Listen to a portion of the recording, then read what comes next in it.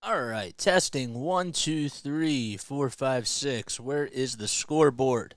Wow. Okay, so we are just getting underway right now. I appreciate you guys so much for still sticking this out. I really do. It means a lot to me. All right, so we're just about ready to get underway. Here's the first pitch, and it's fouled back towards the screen. Here we go. Wow, so that was quite a rain delay.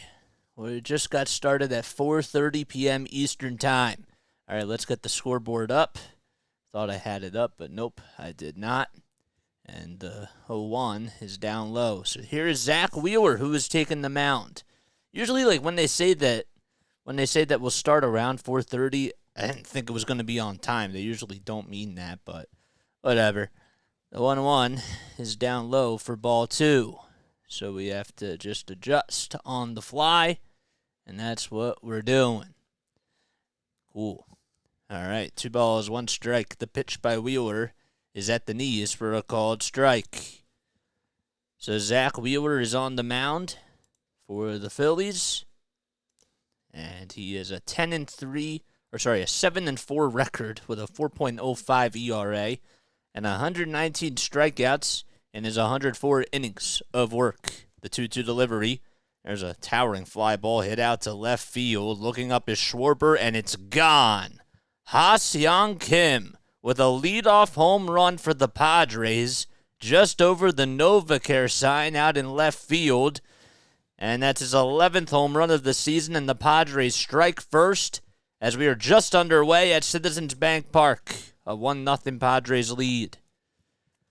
It was a curveball that was low, and Ha-Seong Kim just decided to go golfing for it, and, well, he made good contact with it and had a pretty good extension as well. So within the blink of an eye, it's a 1-0 lead, and here's Juan Soto, who takes the pitch outside. So it's Ha-Seong Kim, Juan Soto, Manny Machado, Xander Bogarts, Jake Cronenworth, Gary Sanchez, Matt Carpenter, Brandon Dixon, and Trent Grisham. The 1-0 to Soto is fouled off. So no Fernando Tatis Jr. He left the game last night with an apparent ankle injury, so hopefully he's all right for the Padres. Here we go. 1 ball, 1 strike. Wheeler kick steals, and it's in the dirt. And the count is now 2-1. So Kim is over at second base. Soto's out in left field. Machado's over at third base. Bogarts batting in the cleanup spot over at shortstop. And Cronenworth batting fifth over at first. The 2-1 is inside and high. Gary Sanchez is behind the plate. Matt Carpenter, the DH, batting seventh. Brandon Dixon, the right fielder, batting eighth in place of Fernando Tatis Jr. And Trent Grisham batting in the 9th spot. 3-1 is the count to Juan Soto as Wheeler kick steals, and this one is popped up out to shallow left center field. Rojas will call off Schwarber as he just comes in and he'll make the catch. So there's the first out of the inning. For the Phillies, as Manny Machado comes up, they have JT Realmuto behind the plate. Derek Hall is over at first base. Bryson Stott is over at second. The third baseman will be Drew Ellis. Trey Turner is the shortstop. Kyle Schwarber out in left field. Johan Rojas in center. And the first pitch to Machado is in the dirt. Brandon Marsh is out in right field. And Bryce Harper is the DH. So no Edmundo Sosa.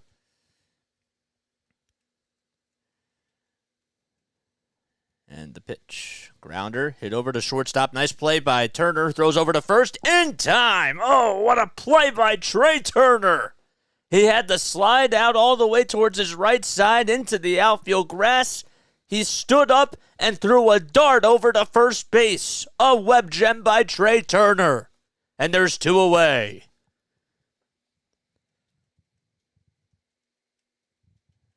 The Trey Turner smooth slides are back.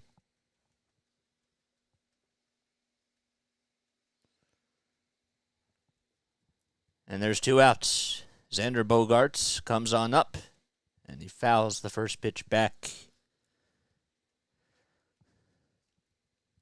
Bogarts hitting .258 on the season.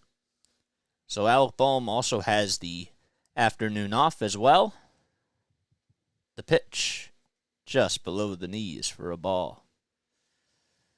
G. Vanutes, what's going on? How you guys doing? What's going on, guys? 1-0 Padres lead in the top of the first inning. Nobody on, 2 outs. Bogarts will hit this one out to deep left center field. Schwarber's going to go back, and Rojas is there too, and he'll make the running catch. Johan Rojas had to run a mile away just to get over there, and he just called off Schwarber. It almost hit the ground. Rojas didn't even have to dive for it and just made the catch for out number 3. And we head to the bottom of the first inning. Ha-Seong Kim puts the Padres on the board, and the Phillies are coming up to bat. Okay. Good defense so far, man. That's what we like to see. We're headed to the bottom of the first inning. In case you're just tuning in, if you've been staying with us for a while, my name is Jason Joseph. Thank you all so much for staying up to date with all this. It's been quite a day, having to push back the times and all of that sort of stuff. But we are here and we are live. And I actually have a funny story that I'll tell you guys a little bit later. I'm going to save that for like the third inning or so. But anyhow, let's talk about the Phillies starting lineup. So Kyle Schwarber will be leading off. He's out in left field. Trey Turner is the shortstop. He's hitting second. Bryce Harper at the DH. He's hitting third. JT Realmuto batting in the cleanup spot. Batting fourth, Bryson Stott is hitting fifth. Over at second base, Brandon Marsh, the right fielder, batting sixth. Hitting seventh is Drew Ellis over at third base. Derek Hall's over at first base. He'll be batting eighth. And the 9-hole hitter is Johan Rojas, who just made a really nice catch out in center field. And he is batting ninth. And the Phillies will be facing Seth Lugo. So Zack Wheeler and Seth Lugo, obviously 2 former Mets. So that'll be really nice to see as Seth Lugo is on the mound for the Padres. And Lugo this season is 3-4 with a 3.39 ERA, 59 strikeouts, a 1.24 whip. And well, in his last outing when he faced the Angels, he went 6 innings, only allowed 1 earned run, and had 6 strikeouts, and only surrendered 5 hits. Over his last 2 outings in general, he's gone 12 innings, has allowed 10 hits, only 1 earned run, and has 12 strikeouts. And Kyle Schwarber will be leading off against Seth Lugo. Lugo is 33 years old from Shreveport, Louisiana. And he's only allowed 13 walks. First pitch to Kyle Schwarber is on the outside corner, a fastball at 92 for a called strike. Schwarber hitting .189 on the season with 24 homers and 54 runs batted in, and he fouls the next pitch off. Kyle also is 4 for 13 in the series with 2 homers in the doubleheader in both games of yesterday, along with 5 RBI as well. The 0-2 delivery on the outside corner, called strike 3. Brock Ballou said it was a called strike, and Seth Lugo gets his first backwards K of the day. Oh, and back to that catch by Rojas. I mean, he was out in dead center field and had to go all the way towards the alleyway, right towards the State Farm sign, and Kyle Schwarber was going to make it, but Johan Rojas said, "I got you, little fella." First pitch to Trey Turner is up high and inside, but they try to appeal if he went or not, and the first base umpire says no. And the count is 1-0. Seth Lugo facing Trey Turner here. Lugo winds up, gets set, kicks, fires, and it's a slider that's at the knees for a called strike. Turner, lifetime against Lugo, is 3 for 18 with a home run and 3 RBI. The 1-1, a 97-mile-per-hour heater at the knees for a called strike. Phillies trail 1-0 against the San Diego Padres in this final game of this 4-game set. The pitch, outside and in the dirt. Phillies are also 50-42 on the season. Ended up losing the first game of the series on Friday night, and they won both games in the doubleheader of yesterday. 2 balls, 2 strikes. Lugo kicks, steals, and that pitch was just outside by a hair, and the count is now full. Yes, Larry, Harper is supposed to. Yes, I'm going to get to all that sort of stuff. We got a lot of Phillies news to talk about. 3-2 pitch, swing and a miss. Turner went fishing after a slider that was outside and in the dirt. And that's back-to-back strikeouts for Seth Lugo. And Bryce Harper is coming up to bat. So the Padres, as their defensive lineup, they got Gary Sanchez behind the plate. Over at first base for the Padres is Jake Cronenworth. The second baseman is Ha-Seong Kim. Third base is Manny Machado. And Xander Bogarts is at shortstop. Harper will take that one down low.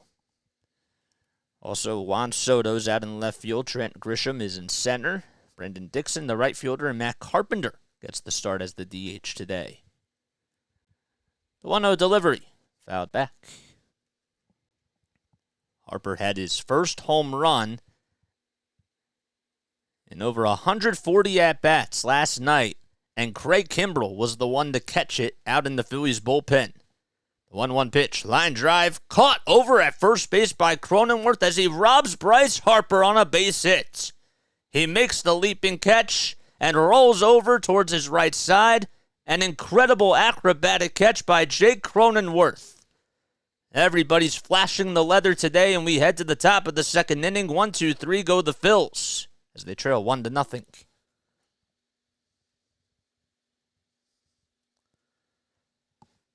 Wow.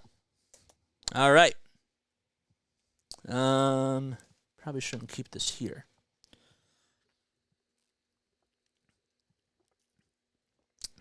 How you guys doing, man? Thanks for coming on, as always. What's up, Eddie? What is up, Larry? What is up, Jiva Newts? I hope you're all doing well. I really do. I hope all is well, and I hope you're all having a great day.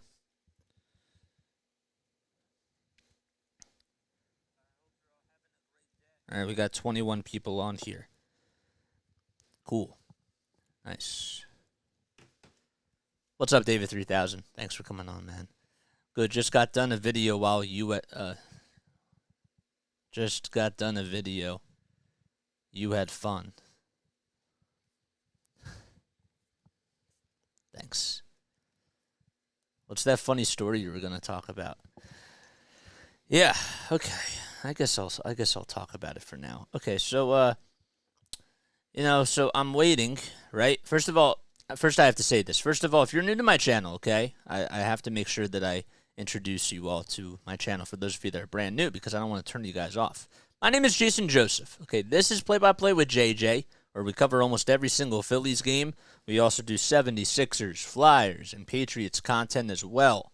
Hit that like button and hit that subscribe button, and make sure that you turn on those notification bell icons too, so that way you know when I go live or whenever I upload. All right? So as we head to the top of the second inning, Jake Cronenworth, Gary Sanchez, and Matt Carpenter are due up, and they'll face off against Zack Wheeler. Ha-Seong Kim had a leadoff home run in the top of the first inning. Cronenworth is due up at the plate. Wheeler kicks, fires, and the first pitch is fouled off. So during the rain delay, okay, I had no idea what was going to happen and what time I was going to come on. So I decided, you know what? Let's go get a burrito. Right? The 0-1 is swung on and missed. So I said to myself, okay, well, let's turn on WIP and let's see what's going on. So Murph is talking.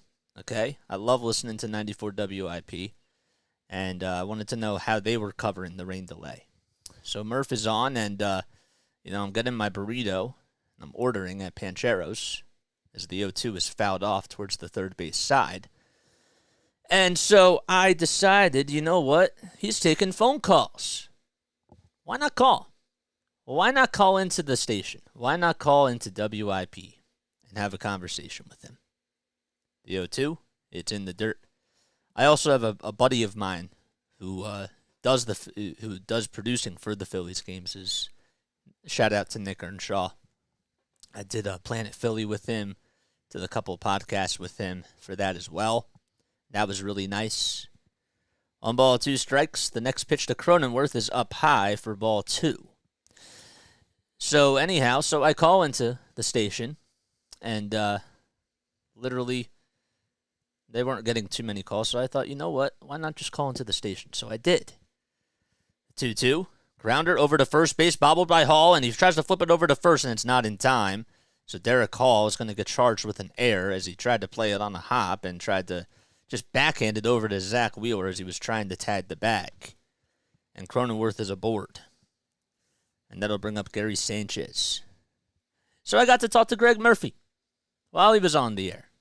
And we were talking about Zack Wheeler, talked about talked about the minor leagues and that type of stuff. He was taking phone calls, and I figured like, why not? And I actually was going to reach out to him and email him and see if he would want to come on for one of our sharing the mic pods. And I figured, like, that's just a good way to start talking to him, because that's how the networking starts. Like, you have to talk to people and that type of thing. And he said it was a good conversation, and I raised some good questions. So I just thought that was funny. The 0-1 pitch to Sanchez. Grounder hit over to shortstop. Flipped over to second. There's one to throw over to first in time. A 6-4-3 double play. As there's now 2 outs and nobody on in the top of the second inning. So yeah, I got to talk to Greg Murphy on WIP. He usually does the Phillies pregame shows and the postgame shows as well. And I'm hoping that he can come on as one of our guests for sharing the mic with JJ. Been reaching out to a lot of people, and I was going to reach out to him, but, that's my funny story. So when he comes on here, I'm going to have to talk about that. So here comes Matt Carpenter up at the plate. It's 2 for 7 against Zack Wheeler lifetime. 2 outs, nobody on. The 0-1 is outside.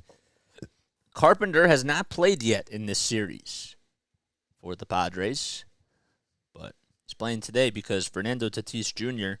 has an ankle injury. The 1-1 way inside for ball 2.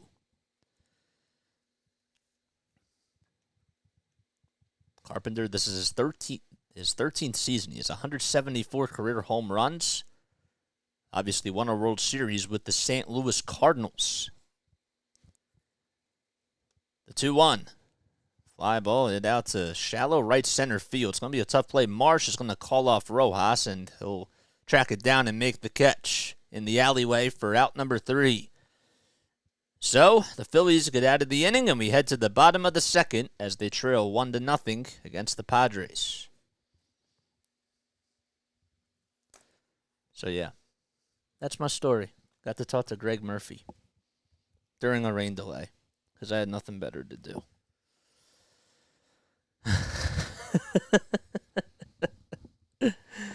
I asked my boy Nick if he could cut me the phone call. Obviously, I wouldn't be able to play it on here, nor would I want to. But just for like my personal, for my personal well-being, if you will, or my pleasure, my personal pleasure, I would love that. So, yeah, we got to talk to Murph. So when he comes on here, I'll be like, yeah, the first time I talked to you was actually during a rain delay, and you were taking phone calls. I'm sure that he's had quite himself a day, because he's also like, what he also does is he's also back there with Scott Fransky and with Larry Anderson and the color commentators and the engineer for WIP. There's a physical engineer that's there. Then they have one back at the studio. So he's just sitting there like during the game, coming up with the game notes of like what to talk about during the post-game show and that type of thing. So I had to talk to him today. What is up, Offbeat? Thanks for coming on here, man. I appreciate it. From Germany. Greetings from Germany. Wow. What time is it there? Are you guys 7 hours ahead? I don't know why. I feel like you guys are 7 hours ahead. I really don't know why. But yes. So Brewers will be coming to Philadelphia on Tuesday, Wednesday, and Thursday. They played Tuesday night at 6:40, Wednesday night at 6:40. How was the burrito? The burrito was good. An hour till midnight. Wow. So it's like 11 o'clock. Wow. Here comes JT.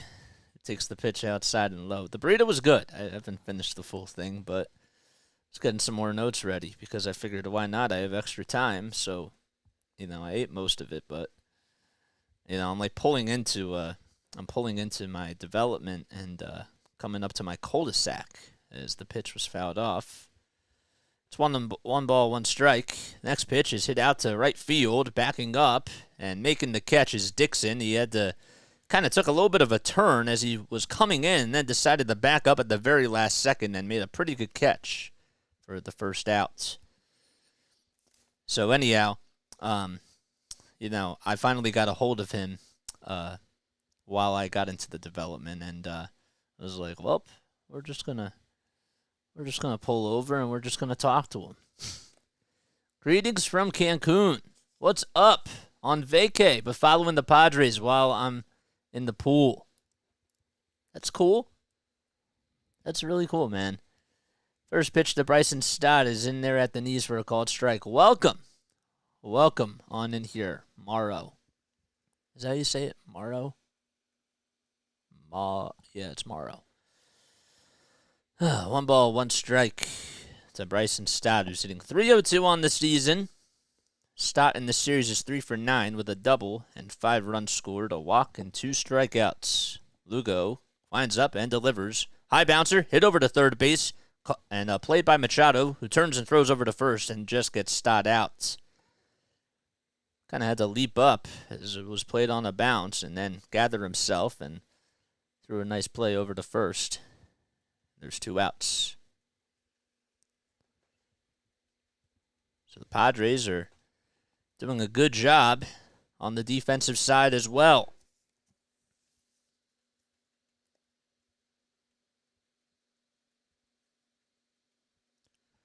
Two away in the bottom of the second inning. Brandon Marsh is due up, and he'll look at a fastball at the knees for a called strike. If you guys are watching me on Facebook, all right, make sure that you leave me a follow down below.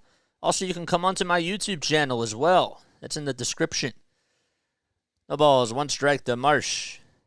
And there's a fly ball hit out to deep left field. Soto backs up, and he can't make the catch. He tried to jump. It bounced off his glove, and Marsh is thinking about going for 2. Now he's rounding second, going to third. The throw to the bag is off the line and not in time. Marsh gets in there safely, and the fans give him a standing ovation. It was a tough play because the wind picked it up, and Soto thought it was going to go over towards his right side. Then it went over towards his left as the wind was pulling it in the other direction, and he leaped up to try to catch it in his glove and could not do so, and it hit the top of the NovaCare sign. It bounced off the front of his glove, and then he fell down and got back up, and Marsh was flying all the way to third. A 2-out triple by Brandon Marsh. And now Drew Ellis will step up to the plate. Ellis will take a curveball that's just a little bit up high.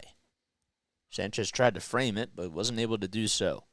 So Drew Ellis, he's playing over at third base tonight for the Phillies. He's hitting .238 with 2 homers and 3 runs batted in. The 1-0 delivery outside and in the dirt. So no Edmundo Sosa and no Alec Bohm in tonight's game. 2-0, just outside for ball 3. So we got some news that, first of all, Edmundo Sosa, his hand is fine. He got hit by a pitch on the hand last night and still stayed in the game as the 3-0 is in there for a called strike. And then when he was rounding second, going over to third base, he ended up having a cramp, and he left the game. Didn't know why he was leaving the game, but he was hobbling, and that didn't look so good, but it was just a cramp, according to Rob Thompson, and he just has the day off. The 3-1, it's in there for a called strike. So Derek Hall's over at first today. Alec Bohm just has the day off. And Ellis is over at third. Payoff pitch. A called strike 3 at the knees, and Ellis didn't even think about swinging at it and just took it all the way. And we head to the top of the third. Phillies down 1-0 thanks to a solo homer by Ha-Seong Kim in the top of the first. And they leave one man left, and that's Brandon Marsh over at third base. Okay. All right, guys. So Ellis strikes out looking. That's the third strikeout of the day. Yep, stranded Marsh. Yep. Not so good. Love you, JJ. What's up, Snowman? Guys, please go make sure that you tune in to Snowman's Cast. He's supposed to be on for Sunday afternoon baseball. Snowman, you can drop your link down below, man. We just got started pretty late. We started 3 hours later than expected because of the rain delay. They really wanted to get this game in, so they were going to try to do what they could to get it in, and here we are. So 3 hours later. I'm just happy that I didn't start the cast and then it went into a rain delay, because that would have sucked. But it's all right. We kept on pushing it back, and we're here. And I'm happy that you're all here to join me. I really am. Jiva Newts, also post your link down below, too. Please be sure that you do that as well. All right, we head to the top of the third inning, which means it's time to wish the following people a very happy birthday on this day. All right, today is July 16th. Happy birthday to Margaret Smith Court. Her birthday's on this day. Claude Lemieux. His birthday's on this day, too. Wow, born in 1965. Happy birthday to Barry Sanders, born in 1968. Also, a happy birthday to Carly Lloyd. Wow, can't wait to watch the World Cup. That'll be really cool. Carly Lloyd will be in it as well. And happy birthday to Duncan Keith. Duncan Keith, born in 1983.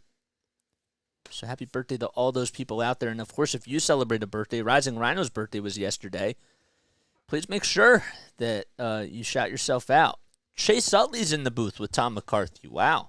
And Mike Schmidt. They call it Schmidt Sundays on NBC Sports Philadelphia. I get to tune in sometimes when I record it or DVR it. But when you're doing baseball a lot of the time, it's so hard to just make time for stuff. Okay, here we go. 1 ball, 1 strike.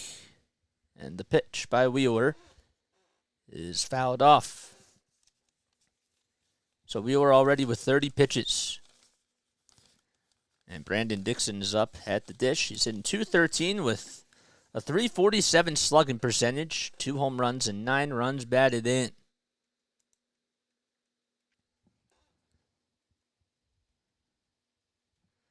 Wheeler kicks, fires, and it looked like it was a called third strike, but not in the eyes of Brock Ballou. As far as the crew chief goes, for today's game, we have Brock Ballou behind the plate, Dan Bellino over at first base, Phil Cuz at second, and Shane Livensparger over at third. The pitch, fouled off. Kevin, happy birthday, Kevin. Wow, happy birthday, Kevin. Thanks for coming on here, man, and thanks for shouting yourself out. Happy birthday, man. That's so awesome. Happy birthday, Kevin. We love you at Play by Play with JJ Studios. And on behalf of the Play by Play with JJ family, happy birthday, and I hope you have yourself an incredible day. Let's get a Phillies win as well. The 2-2, a 97-mile-per-hour fastball taken on the inside corner at the knees for a called third strike. That is the fourth strikeout by Zack Wheeler. Oh, looked at the wrong one. That's the first one. I had my notes a little screwed up. It's the first strikeout for Wheeler, and the first pitch to Trent Grisham is a strike at the knees. I got to be a little bit more consistent with this setup here. I just had that over there. The 0-1, it's poked out in the right field, and it's going to go all the way towards the corner. Marsh plays it off the wall, and will try to throw it in to cut it off by Stott, and Grisham is standing up at second base with a one-out double.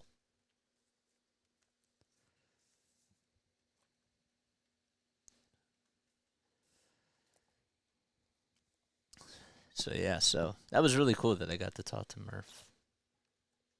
He's a really nice guy. I've heard some awesome things about him. I know a couple of people that graduated with me that now intern for him and do some stuff with the Phillies. And he's just a very great overall, he's very well-rounded and just a very nice person. First pitch to Kim is bunted down the third base line, and it's foul. So Grisham's going to have to go back over to second base. What's up, Shady? Of course, you're watching from Houston, as always, man. Thanks for coming on here, Shady. You're the best. You are. You're the best. You guys all are the best.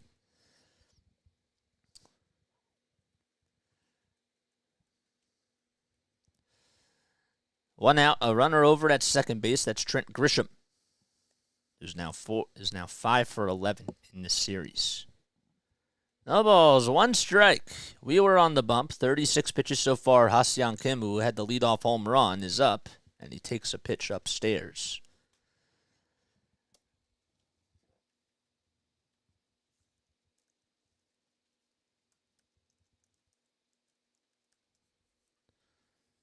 Wheeler's now 33 years old. From Georgia. The 1-1 outside.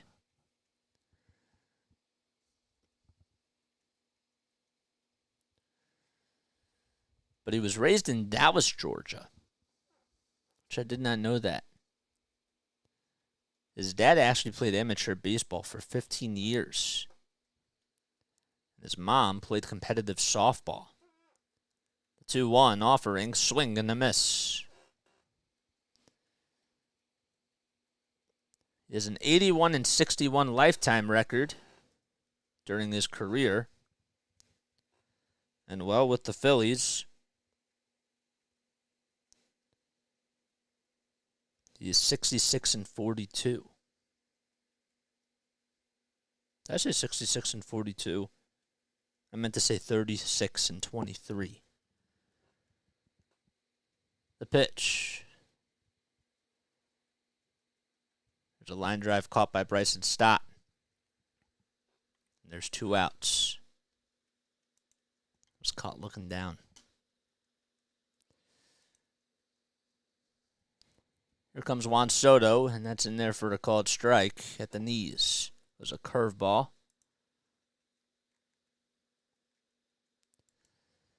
Soto flied out in the first inning.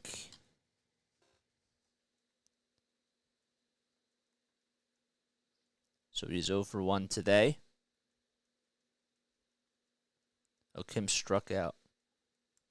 Why did they show him Bryson Stott then? That's weird. All right.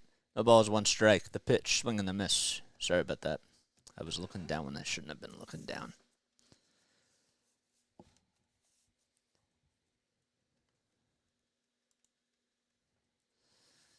Okay. So Kim struck out looking. Grisham's over at second. No balls, 2 strikes. Wheeler kick steals, and it's a called strike 3. A fastball at 96, and Soto strikes out looking. Back-to-back strikeouts for Zack Wheeler. No runs. 1 man left, and we head to the bottom of the 3rd inning. Phillies trail 1-0. All right, cool.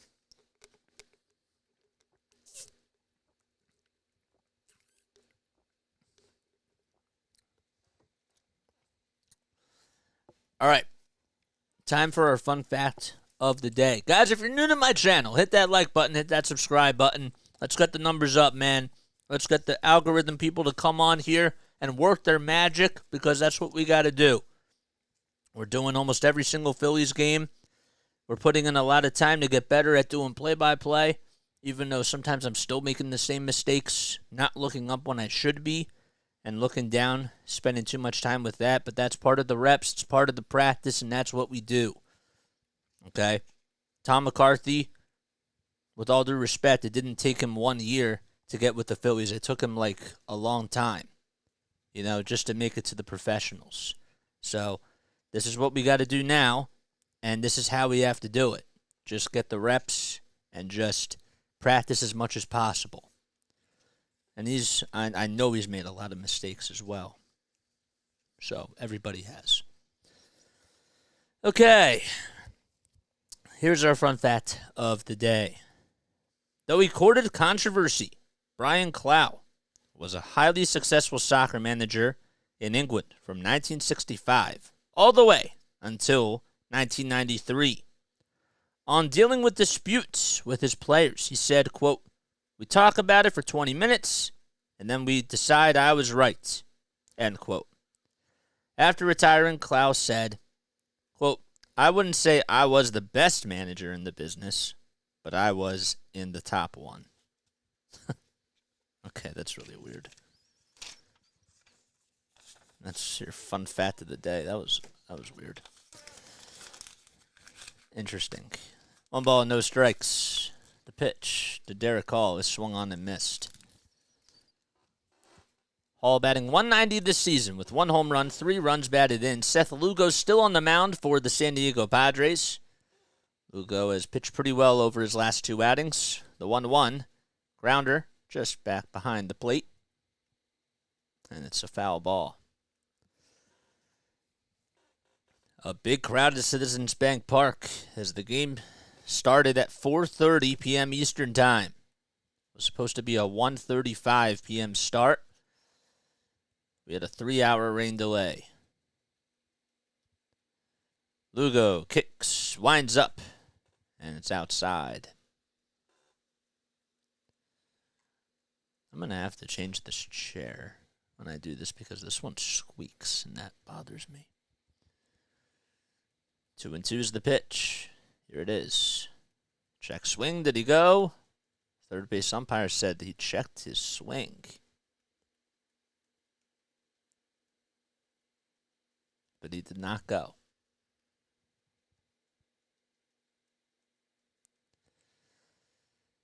Three balls, 2 strikes. All just held that up.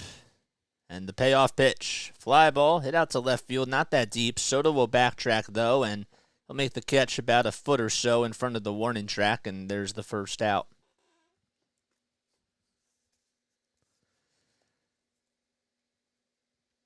All right. Cool. So up next now is Johan Rojas. Rojas made his debut yesterday. The first play that he made out in center field was a terrific catch out towards the right center field wall and get Fernando Tatis Jr. to fly into an 8-3 double play. Threw a dart all the way over to first base. Takes the first pitch for a called strike, and then in the second game, he had 3 hits. So his family was there to watch both of those games. The 0-1, just below the knees for a ball. Rojas hitting .429 in these 2 games that he played yesterday. Lugo winds up, delivers, and there's a curveball that's outside and in the dirt. And Rojas did decide to go and offer at it. Bases are empty. In the bottom of the third, there's 1 out. It's a 1 ball, 2 strike count to Johan Rojas, who was called up from Double-A and got the start for Christian Pache, who's scheduled to get surgery on Monday. The 1-2 pitch, a high bouncer over to third base. Charging over to first is Machado as he throws a strike, and there's the second out. Machado, obviously a phenomenal defensive third baseman. Just knows what he's supposed to do, and you can put him at third base or shortstop, and he'll make all types of defensive plays. And we flip the lineup card as the top of the order is back up. Here's Kyle Schwarber, who was caught looking to start off the bottom of the first. And he takes a curveball at the knees. Beautiful movement for Seth Lugo. That curveball has been pretty good as of today. And over his last couple of outings, too. Lugo winds up, kick, steals, and it's in the dirt. So Christian Pache is set to get surgery on Monday. Harper's also going to start at first base during the Milwaukee series. They haven't decided. Rob Thompson hasn't decided which day it will be just yet, but during the series, he will play over at first. The 1-1. Hard ground ball hit over to the first base side. Diving stop by Cronenworth, and he'll just take it all the way to the bag for the final out of the inning. And we head to the top of the fourth. Phillies down 1-0 as they go down 1-2-3 against the Padres, and they'll be back.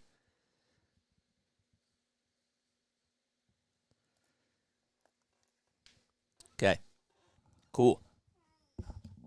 All right, I'm going to take a very quick step off. I'll be right back in just a few moments, but please make sure that you subscribe, hit the thumbs up button, and turn on those bells. All right, see you soon.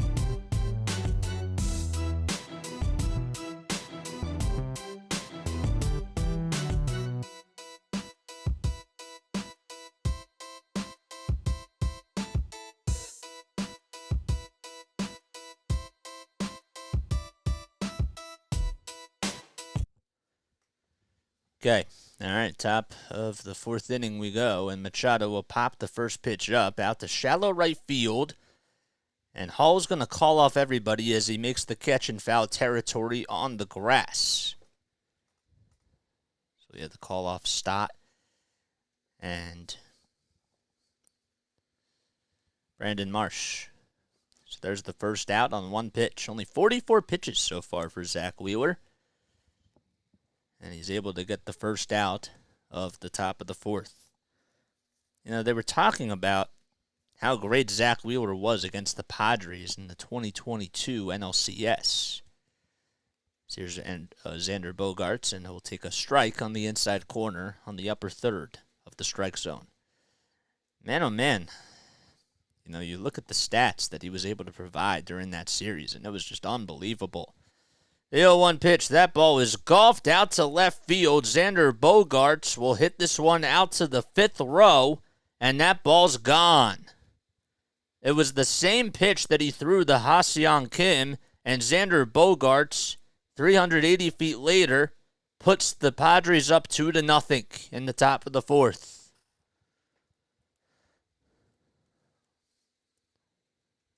Well, he was great in the NLCS, Zack Wheeler, but he's looking a little bit rusty today.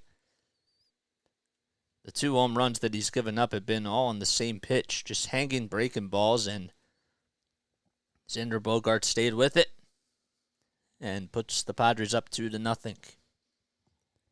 Here comes Jake Cronenworth. So he will take a pitch outside. Cronenworth coming into today is 1 for 10 in the series with 2 runs scored, a double, and a walk. 1 ball, no strikes. The pitch. Foul ball.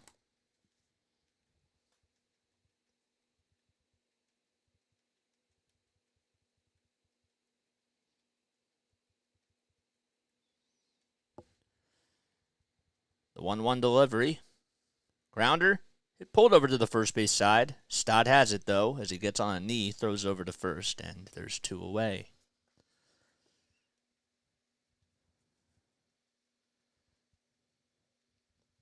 And Gary Sanchez will be coming up to the plate.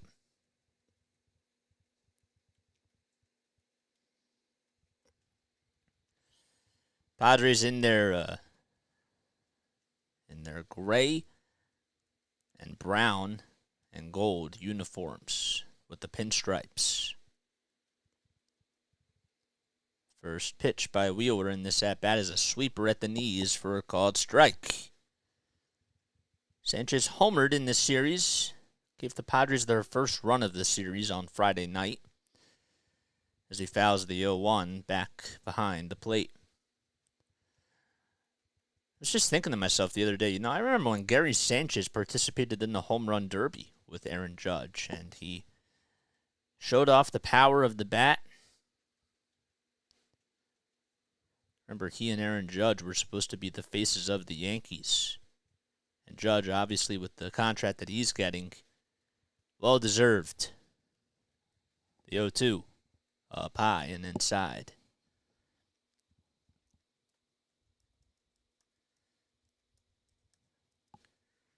The 1-2 delivery popped up, but it's fouled as JT will take the mask off and look at it behind the net. Gary's now 30 years old. Started off with the Yankees, got called up in 2015. He made his major league debut on October 3rd. He's had 162 homers in his career, has 423 RBI, and is also a 2-time All-Star as well.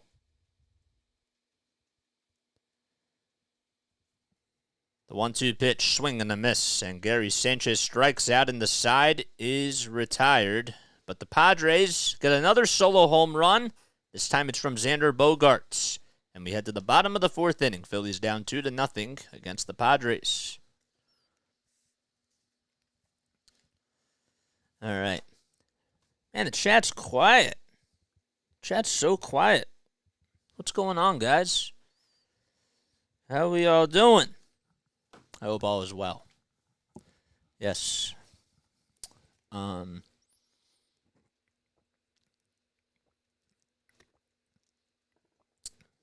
we go. Good.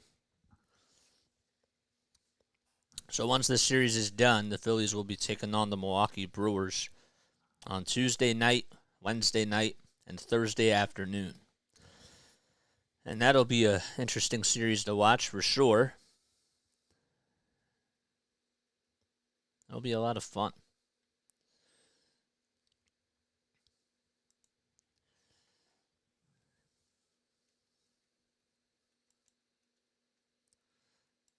Phillies are 50-42. They're 3rd in the NL East. And then after the Milwaukee series, they head to Cleveland, and they'll face the Guardians from Friday to Sunday. And then they come back home. It's a little weird. So they have an off day tomorrow, and then they stay home, right? Play Tuesday to Thursday against Milwaukee. Then they head to Cleveland for a Friday night game, a Saturday night game, and a Sunday afternoon game. And then they'll head back home to play against the Orioles for 3 games, and then go to Pittsburgh for 3 games, and then play Miami for 4 games in Miami, and then come back home for a Friday night game against the Kansas City Royals.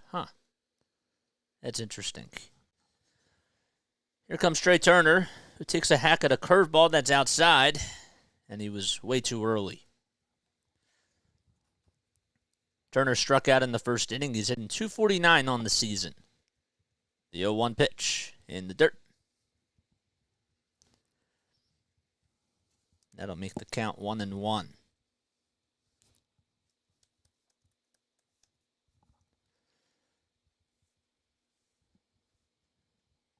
Lugo kicks, fires, and it's off the plate and outside. So Seth is 33 years old. Played for the New York Mets from 2016 all the way to 2022. The pitch, another curveball that is over the plate but in the dirt and disappeared out of the strike zone.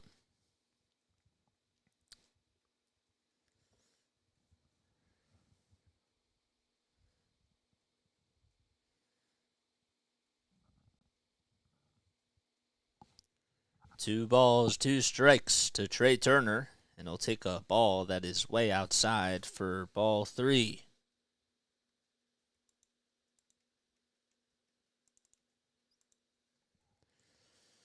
Payoff pitch coming right up. Here it is by Lugo, and it's a called third strike. Looked like it was a little bit outside, and Turner does a little bat flip and disagrees with Brock Ballou. Kidding me? That was off the plate. Sanchez did a good job, though, trying to sell the call. He did, but it was just a little bit outside.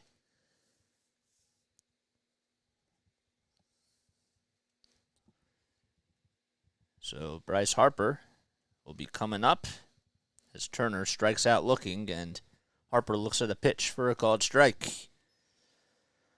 Bryce today's 0 for 1. In this series, though, he is 4 for 8. The 0-1 pitch. Grounder, pulled over to the first base side. Nice diving stop, and the throw over to first, all the way to Lugo, is in time as Lugo does win the race to the bag. Cronenworth again, making a really nice play against Bryce Harper. He had to dive over to his right, got right back up, made an underhanded toss all the way to Seth Lugo, who was running to the bag, and he beat Bryce Harper by about half a step or so.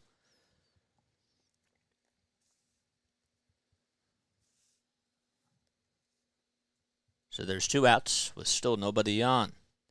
Phillies trail 2-0 in case you're just joining us. Ha-Seong Kim had a leadoff home run in the top of the first inning off of Zack Wheeler, and then Xander Bogarts extended the 1-0 lead into a 2-0 lead on a solo homer in the 4th inning, also off of Zack Wheeler. What's up, Boogeyman? Thanks for coming on here. I hope you're doing well. If you're new to my channel, please make sure that you like and subscribe, and turn on that notification bell icon as well. Excuse me. There we go. So there's 2 outs in the bottom of the 4th inning. Harper grounded out to first, and Turner, in the at-bat before, struck out looking. JT Realmuto will step into the batter's box with 2 outs and with nobody on, and he'll take a slider on the inside corner for a called strike. JT did line out in the 2nd inning to first base as Cronenworth made a really nice catch. The 0-1 fly ball hit out to right center field, backing up is Grisham, and he'll make the catch about a couple of feet in front of the warning track. He'd turn over towards his right shoulder, and he did as he was backing up. And there's another 1-2-3 inning for Seth Lugo, and we head to the top of the 5th. Phillies down 2-0. What's up, Kevin? Thanks for subscribing to the channel. Shout out, Kevin. And also happy birthday to you too, Kevin. Thanks for doing that. Okay, so JT flies out to center. Okay, good stuff. Top of the 5th. Man, this game is cruising by pretty quickly. That's good. How many people do we have on here? Let's go back to YouTube. Let's go back to the tube. We got 31 people on here. Guys, hit that thumbs up button. We need 3 more likes to get to the 30 mark. I want us to get 50 today. I think that we can totally do that. All right? We got to push the algorithm. That's what we got to do. We got to push the algorithm and get more and more people to come on here. So if you really do enjoy this stuff that I'm putting out, and if you appreciate the grind and you appreciate all the hard work, please make sure that you like and subscribe and hit that thumbs up button. That's what really matters. The thumbs up button is what really does matter. It does. So, but yeah. So the Phillies were in a 3-hour rain delay, in case you're just tuning in. They were supposed to start at 1:35 p.m. Eastern Time, but it got pushed all the way back to 4:30 p.m. Eastern Time. So far, not a whole lot of noise. They've only had 1 hit in 4 innings and have not been able to get a hold of Seth Lugo. What do the Phillies have to do in order to get a couple of hits off of Lugo? What do you think that they have to do offensively? Do you think that they have to be more patient at the plate? Do you think that they have to just try to grind out at bats? Well, what do you want to see from a Phillies perspective? And if you're a Padres fan, okay, my question to you guys is, the bullpen for the Padres has really been struggling. If you're Bob Melvin, if Seth Lugo is pitching really well, how deep do you go with him, and who do you go after that? Who do you go with after that? So, those are my questions. Comment your answers down below. Let's get some interaction on here. We got 34 people on here. I hope you're all doing well. I'm actually just going to leave this up. So that's what we're going to do. Matt Carpenter will step back up to the plate, and Wheeler will throw a pitch that is way outside. So 7, 8, and 9 are due up for the Padres, as we're in the top of the 5th inning. The pitch by Wheeler is at the knees for a called strike. So Wheeler already with 56 pitches.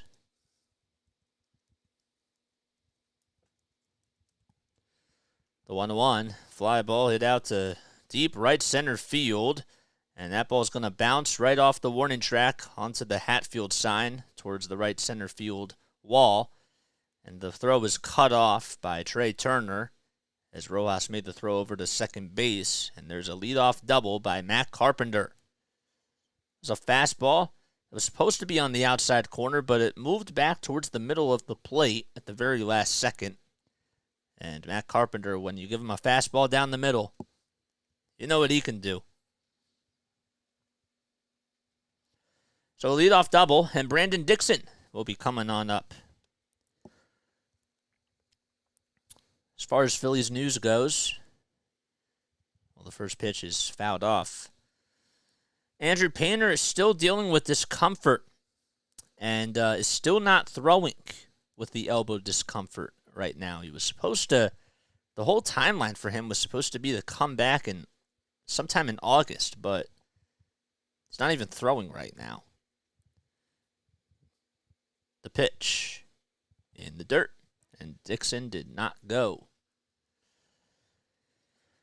Jose Alvarado has been doing a lot better, but he still hasn't been throwing yet. He went on the injured list right before the All-Star break, so he's hoping to be back soon. Christian Pache also scheduled to get surgery tomorrow on his elbow. The 1-1. High bouncer hit over to third base. The throw over to first is a little high, but Derek Hall was able to get his foot on the bag, and it's in time. Carpenter does go over to third base, though. Drew Ellis' throw was just a little high, but thank goodness that Derek Hall was able to leap up, catch it, and tag the bag.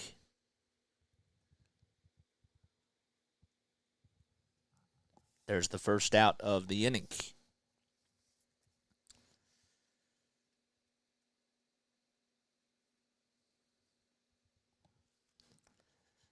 And Trent Grisham will come on up.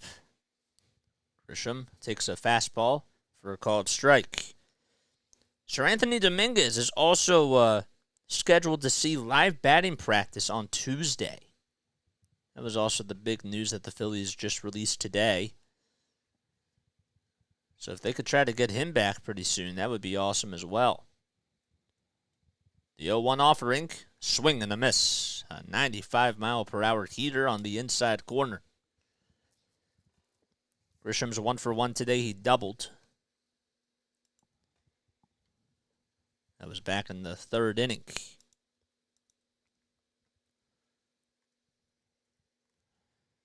No balls, 2 strikes. Wheeler kicks, steals. It's a foul ball behind the plate. Grisham has 62 hits in 287 at-bats, 9 home runs, 29 RBI, and he has 9 stolen bases as well. But he does lead the team in strikeouts with 95. No balls, 2 strikes. Over at third is Carpenter. 1 out in the top of the 5th. The pitch. Just lays it off. A sweeper at 85.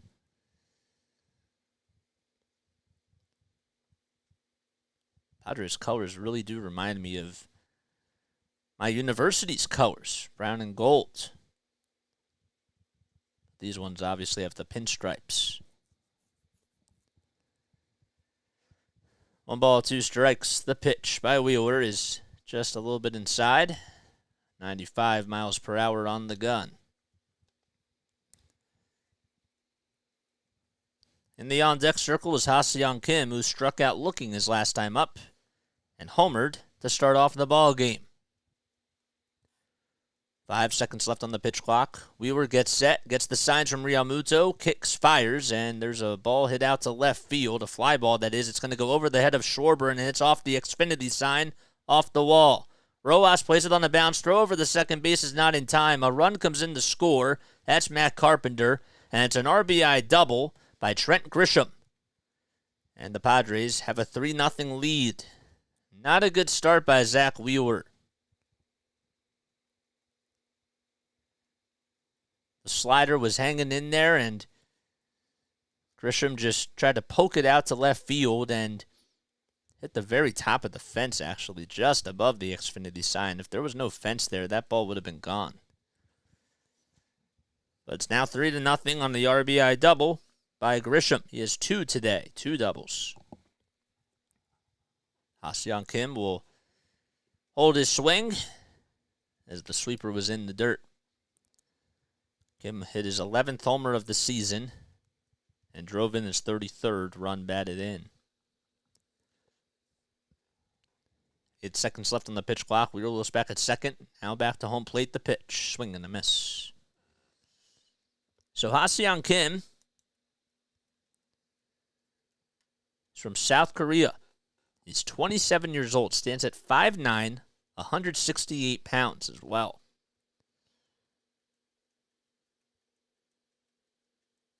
The 11 home runs that he has are pretty up there. The 1-1 pitch. Line drive caught by Drew Ellis. Over at third base, a hot shot that was hit pretty sharply.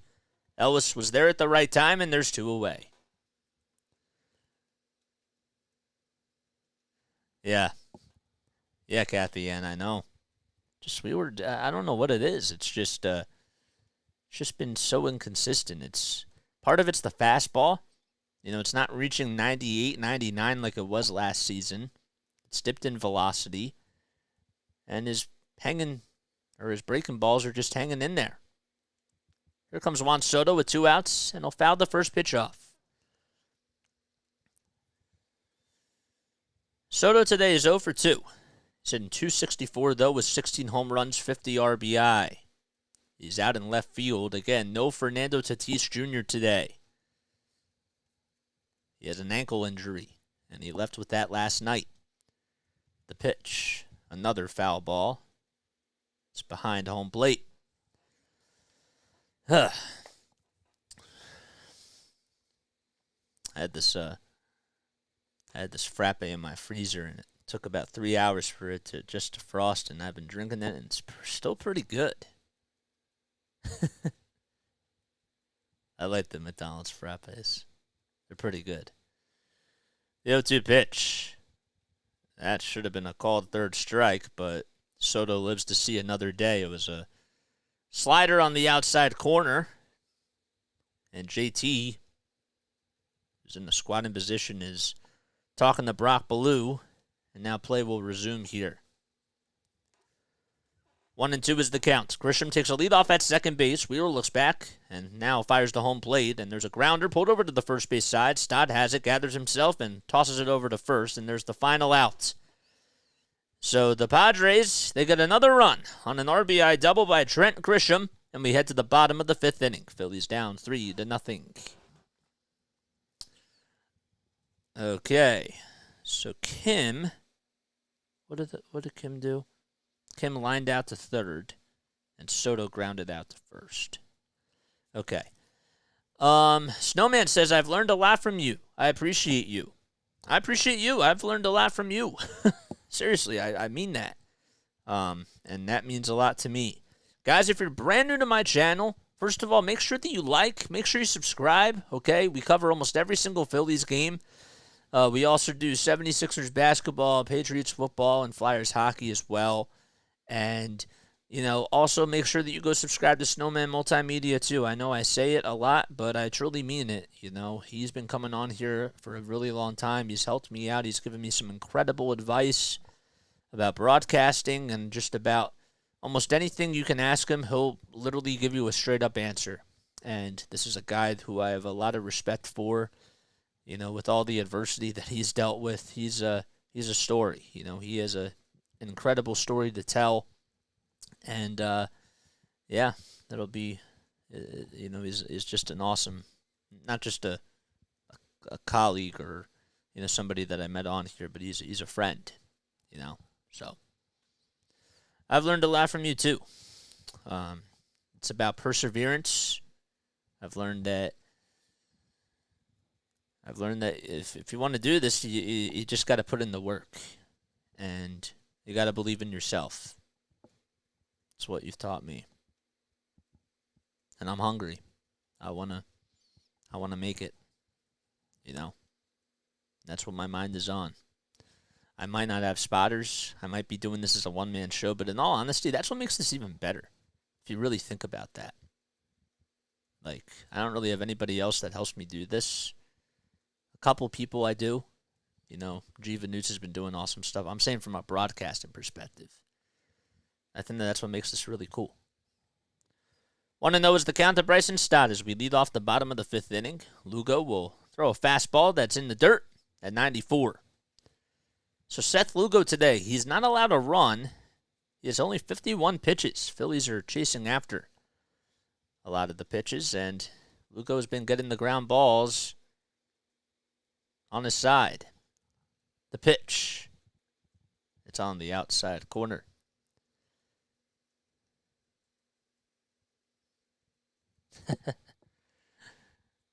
The 2-1 offering is up high and maybe a little bit outside too. So Stott today is 0 for 1. Just got his batting average back up to 300. He has 103 hits and 341 at-bats coming into today. The pitch. Fly ball hit out to left field. It's hooking foul, and it'll go out of play.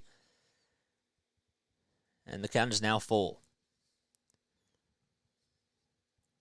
Of course, man. Absolutely.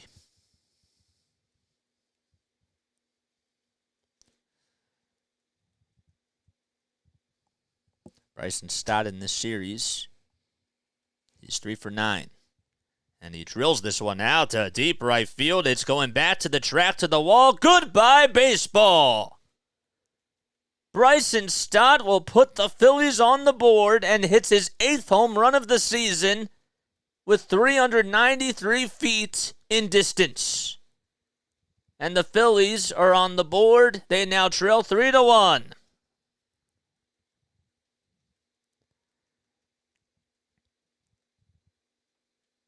The bell is ringing. There's a fan that's holding up a towel that's saying, "It's my birthday." It's a pretty cool birthday wish. And the man that caught the baseball literally used his cap and was able to make the catch. It's pretty cool. Awesome souvenir. There's a curveball thrown to Brandon Marsh. And it's up high and outside. So Stott homers. And that's how we start off the bottom of the fifth. Marsh will foul the next pitch off. And the count is even at 1-1. He's hitting .279 with 7 home runs and 36 runs batted in on the season.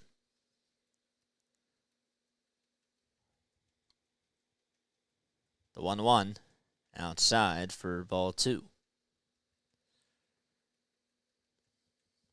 Marsh over his last 7 days is 3 for 9.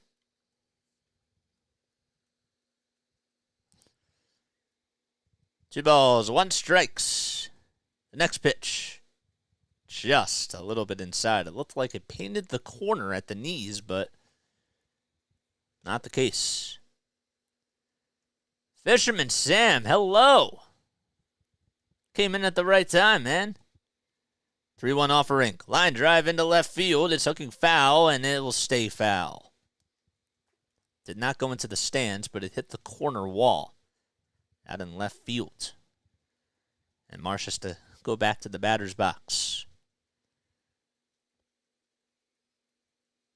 So Nick Castellanos has taken the seat today. He was the only man on the Phillies that did not get a hit in yesterday's doubleheader.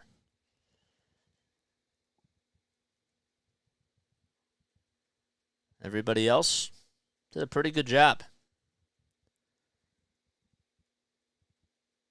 Lugo gets set, kicks, lines up, and delivers the payoff pitch. Line drive into right field. It drops in for a hit. It's played off of a bounce by Dixon, and he'll throw it in towards the infield, and Brandon Marsh gets on with a single. Phillies starting to make a little bit of noise. So a home run by Bryson Stott and the single by Brandon Marsh out in the right field. Pitch was up the middle, and Marsh got pretty good extension on the bat. It was a fastball, and he stayed with it. And Marsh's power is pretty underrated in a sense because he can get a hold of one, and exit velocity on his bat can be pretty high. Drew Ellis will take a curveball that's way inside. Lugo already with 62 pitches. Ellis is 0 for 1 today. Ellis playing over at third base as Edmundo Sosa and Alec Bohm have the day off. And now there's a conversation on the mound between Gary Sanchez, Seth Lugo, and all the infielders as time was called. Guys, if you're brand new to my channel, please make sure that you like, subscribe, hit that thumbs up button, and that notification bell icon, man. We got 37 people on here. We got to get the thumbs up button up, man. We have to. Awesome. Great. Let's get to 35. We got to get to 50. That's what we really got to do. I want to see 50 thumbs up by the end of this video. All right, conversation is over. Everybody goes back to their spots. The clock resets. And here's the 1-0. Bouncer hit over to third base, but it's just foul. And the ball girl gets over to it and gives the fan a little souvenir, but the fan dropped it. Oh, man. She just gave it to him and it was in his glove, and he dropped it onto the field. Hopefully she gave it back to him. I can't see because of the angle.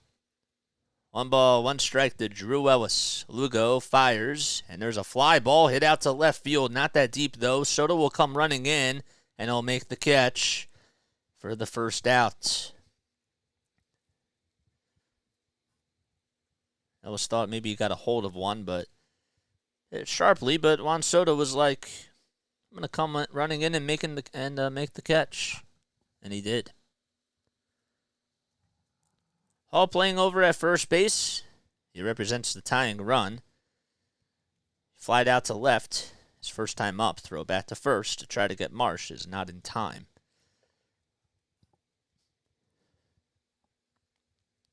Derek Hall has gone hitless in this series. Coming into today, he was 0 for 4. He struck out all 4 times. First pitch. Looked like it was a hair outside, but it's a fastball.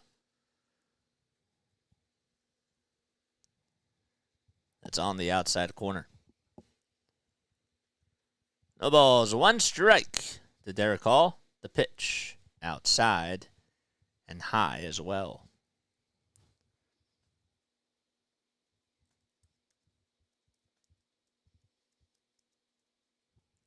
One ball, 1 strike to Hall. 8 seconds left on the pitch clock. Lugo winds up and delivers. It's in the dirt. Phillies trail 3-1 in the bottom of the 5th inning. They got started 3 hours later due to a rain delay. It was supposed to be at 1:35. That was supposed to be the start time, but the game got started at 4:30. The 2-1 offering. Grounder pulled over to the first base side. The throw over the second, there's one. Bogarts will throw back over to first in time. That's going to go down as a 3-6-1 double play, and the inning is over. So we head to the top of the 6th inning. The Phillies do, however, get a run, thanks to Bryson Stott hitting a solo homer. And we head to the top of the 6th. Phillies trail 3-1 against San Diego.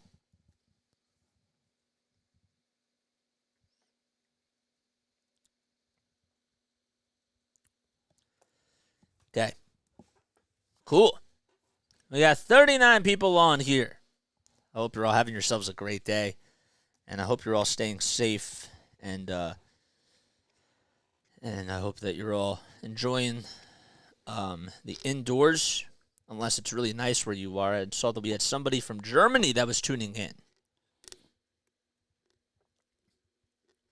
Hopefully the weather's nice over there. All right, we're going to the top of the 6th now. Is that what it is? Yeah. Okay, cool. Got a lot of highlights that I have to cut tomorrow. I don't know if I'll be able to do it today. Probably not. But, yep. All right, we need 3 more subscribers to reach the 690 mark. In case you guys are brand new to my channel, my name is Jason Joseph. This, of course, is Play-by-Play with JJ. If you guys are brand new to my channel, I don't think I haven't done this in a while, but I'm a broadcaster from South Jersey. I started this channel 7 months ago in December. It was on December 20th when the Sixers were playing off against the Golden State Warriors. And I do play-by-play. That's mainly the bread and butter of this channel. But we also do podcasts and we do other types of content on here. I graduated from Rowan University last year. I love broadcasting. I love doing play-by-play. And I figured that this is just such a great way to get reps. I was calling games for my college, and I also did stuff for the Wilmington Blue Rocks, who are the high affiliate of the Washington Nationals, and also the Delaware Blue Coats as well, who were the NBA G League affiliate of the Philadelphia 76ers. So after I graduated, I interned at NFL Films, and while I was interning there, I said something's missing, and it was these things. My best friends, the headsets. I love putting these things on. I love talking behind the mic. And so that's what led to Play-by-Play with JJ. Call games for our favorite teams, get the reps that way, save money, not have to always go out and find games to look for and watch. So, the 1-1 pitch to Manny Machado is grounded over to shortstop. Turner has it, gathers himself, throws across the diamond, and Machado is out. So Manny is 0 for 3. That's the second time today that he's grounded out to Trey Turner.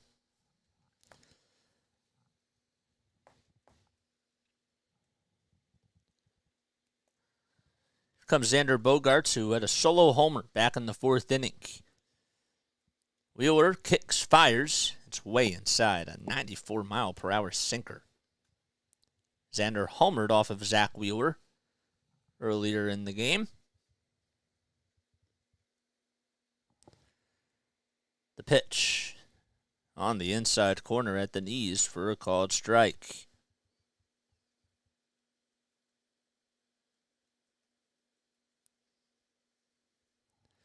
One ball, one strike. Next pitch, just off the plate. Took that one for a ball.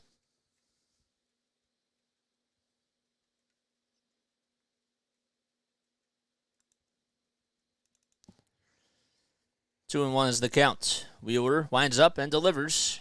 There's a foul ball down the third base side.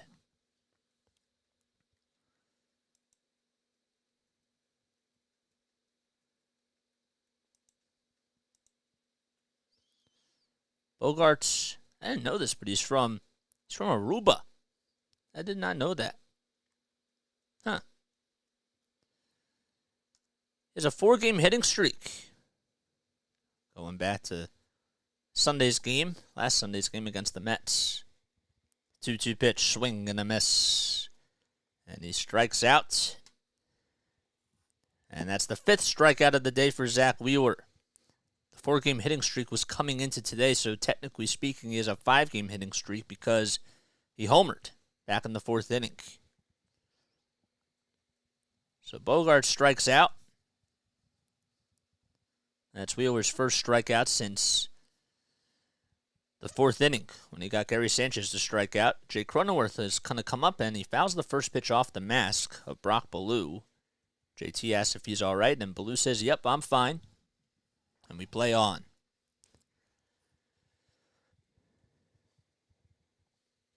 In case you're just joining us, Ha-Seong Kim had a leadoff home run in the top of the first inning. Xander Bogarts then hit a home run in the top of the fourth. And Trent Grisham had an RBI double in the top of the fifth. The Phillies did get one run back in the bottom of the fifth on a solo homer by Bryson Stott. The 0-1 pitch, that ball was bunted all the way towards the mound. Wheeler has to go over to his right, though, and collides with Ellis.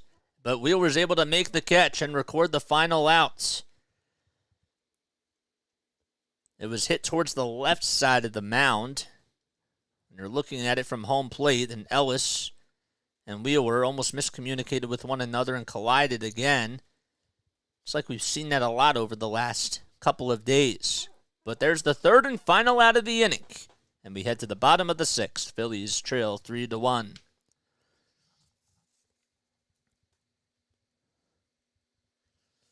Okay. What's up, Megan? Thanks for coming on here. I appreciate it. I hope all is well, and I hope you're having yourself a great day. So that was a pop out over to Zack Wheeler. Okay. Cool. Guys, make sure you hit the thumbs up button. Smash that subscribe button as well. We got 32 people on here. We need 2 more likes to get to the 40 mark.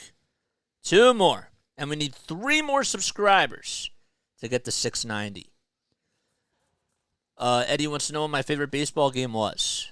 My favorite baseball game that I ever saw was Game 5 of the 2017 World Series. That was one of them.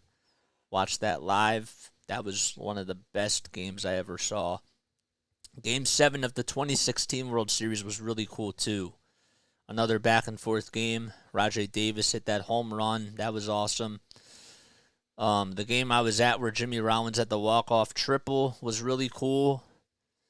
The game last year that I went to during the playoffs when the Phillies were down 4-0 against the Padres and Rhys Hoskins hits this home run in the bottom of the first inning and the fans think that they're out of it and he wheels them back into the ball game and the Phillies come back and they win. That was really nice. Roy Halladay's perfect game. That was cool. There's a lot to choose from. The no-hitter he had against the Reds, too, in the postseason. That was great. I don't know. There's a lot of great games. If we're just talking about Major League Baseball. But those are the ones that stand out to me. Jason Worth's 3-home run game was cool. Yohan Rojas is coming up to the plate. He's behind in the count 0-1. Seth Lugo with 69 pitches as we enter into the bottom of the sixth.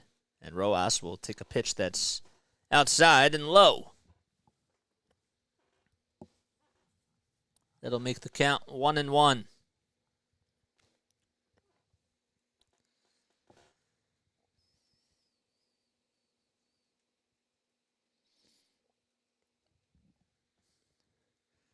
Rojas did call for time. The 1-1 pitch, just a little bit up high for ball 2.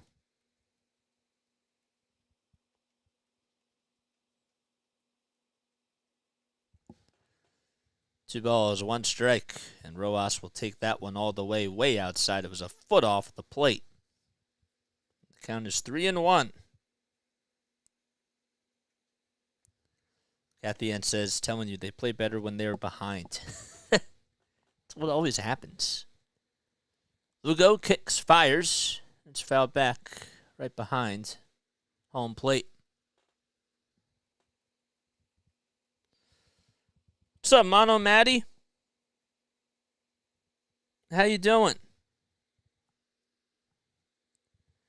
Big payoff pitch coming up. Here it is. Swing and a miss. A curveball that was it was actually at the knees.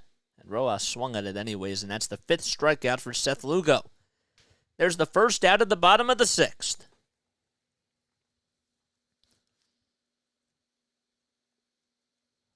So Derek Hall was the one that ended the bottom of the 5th inning. He grounded into a 3-6-1 double play.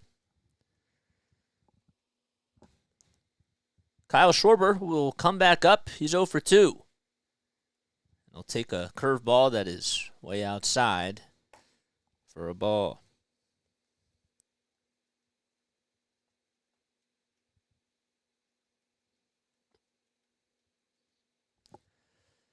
One 0 pitch. It's a fastball at 94 for a called strike.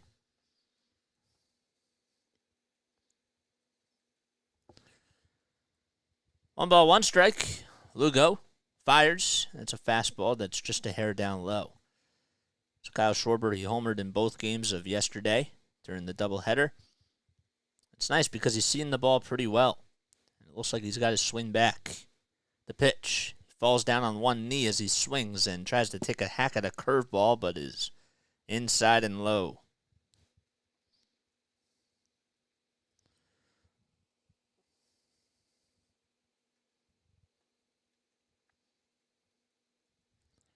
Two balls, two strikes. The pitch to Schwarber. Line drive into right field. It's going back to the track, to the wall. Goodbye, baseball. His 3rd home run in 2 days. His 25th homer of the season, and the Phillies are down by 1 on a solo home run by Kyle Schwarber. That ball got out of here in a hurry. It was a cannon bomb hit out to right field. The pitch was down low on the inside corner of the strike zone. It was a fastball, and when you throw a fastball in that area, you just have to tip your cap to Kyle Schwarber because that's just what he does. He loves the pitch inside and low, and he took it for what it was. And the Phillies are down by 1. No balls, one strike to Trey Turner. And the next pitch is in the dirt, a sinker at 92. It just misses. Trey today's 0 for 2. He struck out twice. He had a pretty good day yesterday in the doubleheader as well. And he'll look at a curveball that's inside.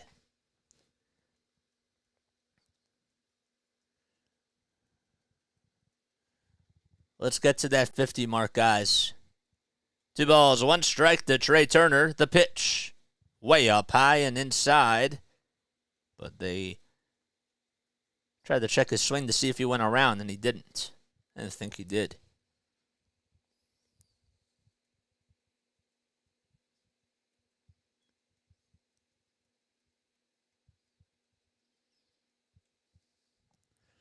Three balls, 1 strike. The pitch. It's a fastball at the knees for a called strike.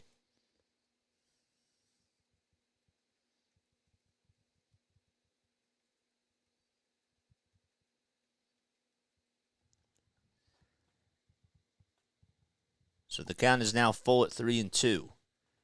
Lugo has 85 pitches. He's only allowed 2 runs. Both of them are on solo homers. Here comes the payoff offering to Turner. Grounds this one over to third base. Backhanded by Machado. Throws over to first. It's not in time. Turner beats it out, and he's in there safely.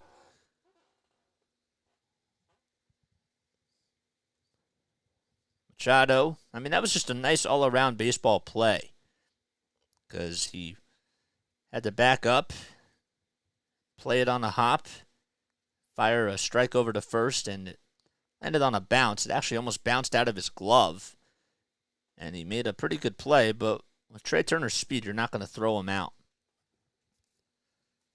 So Turner hustles down the line, works his way to get an infield single,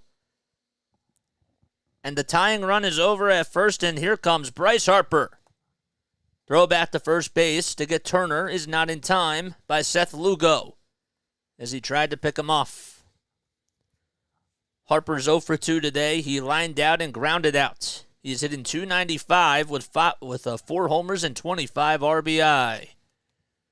First pitch to Harper. Line drive in the right field. That's going to go all the way to the wall for a base hit. Turner rounding second. He'll go over to third. The throw by the right fielder is going to be cut off. And Trey Turner gets into third base safely. And Harper's at second.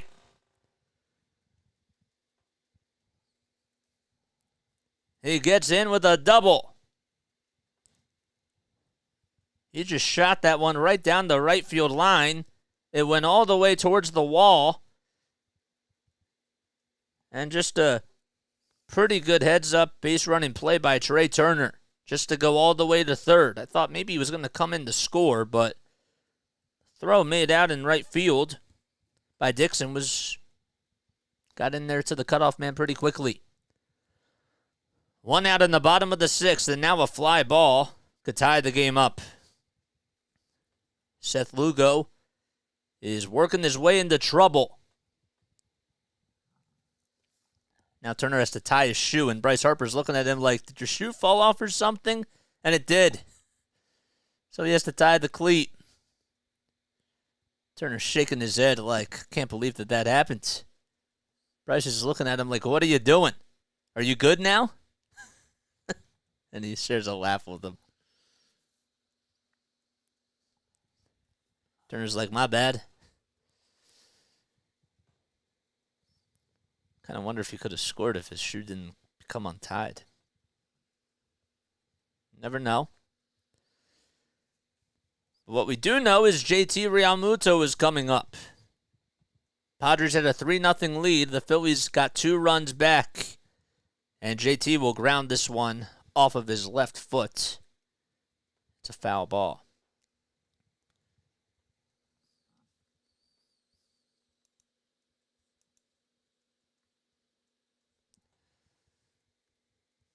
Realmuto behind in the count 0-1. Lugo kicks, steals, and it's a foul ball down the right field line, and it'll go out of play. They're coming alive. The chat's coming alive, too. Tom Cosgrove is warming up in the Padres bullpen, the left-handed pitcher. As this may be the end for Seth Lugo. The 0-2 to JT is laid off a slider that is in the dirt. If you enjoyed this channel, make sure that you like, make sure you subscribe. Shout yourself out if you just subscribed. Let's get to 50 likes, man. 1 ball, 2 strikes, the pitch to JT, another foul ball. He hit a curveball that was at the knees. Harper at second, Turner over at third. Phillies down 3-2 in the bottom of the 6th. They've already got a run in this inning on a solo homer by Kyle Schwarber. The 1-2 offering. Line drive into left field. That's a base hit. It gets past the glove of Machado. Turner comes in to score. Harper will come in to score. Going over to second is JT. And the throw is cut off. And the Phillies take a 4-3 lead.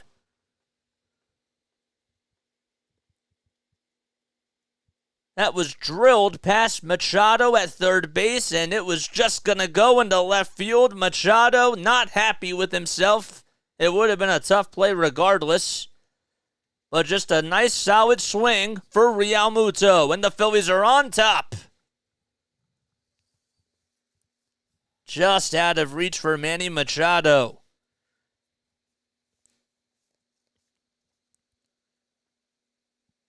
That's now 4 straight hits in a row for Philadelphia. And Bob Melvin has seen enough. And Cosgrove's going to come into the ball game. Phillies are up 4-3, a pitching change by San Diego.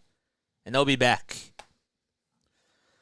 Okay, guys, I have to take a very quick step off, okay? But I will be right back in just a few moments. Okay, I'll see you guys really soon. But while we're on break, hit that thumbs up button. We got to get to 50 likes, okay? We have to. We want to get more people to come on here. The only way that we do that is by hitting the thumbs up button and by subscribing, all right?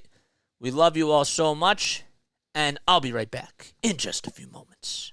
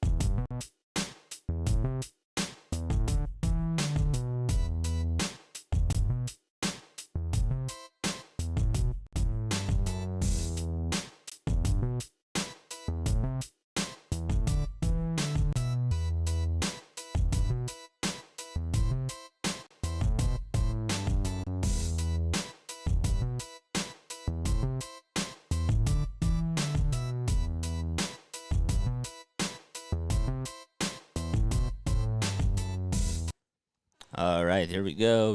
We need 2 more subscribers to reach the 690 mark. Phillies are back from a pitching change. In case you're just tuning in, my name is Jason Joseph. This is Play-by-Play with JJ. Tom Cosgrove is going to come in for Seth Lugo. Cosgrove is 1-2 on the season, as he has 2 olds, a 1.57 ERA, and he's been pitching pretty well. He's a pretty big strikeout pitcher, and, not afraid to utilize the ground ball pitches as well. So Bryson Stott will be coming up to the plate. Phillies were down 3-0, but then got a run back in the bottom of the 5th inning on a solo homer by Bryson Stott. And in the 6th inning, as Stott is up at the plate and will look at a fastball for a called strike. In this inning, the Phillies got a run back on a solo homer by Kyle Schwarber, and they got 2 more runs from a JT Realmuto 2-run double. No balls, 1 strike. Cosgrove kicks, fires, and it's a slider that is swung on and missed by Bryson Stott.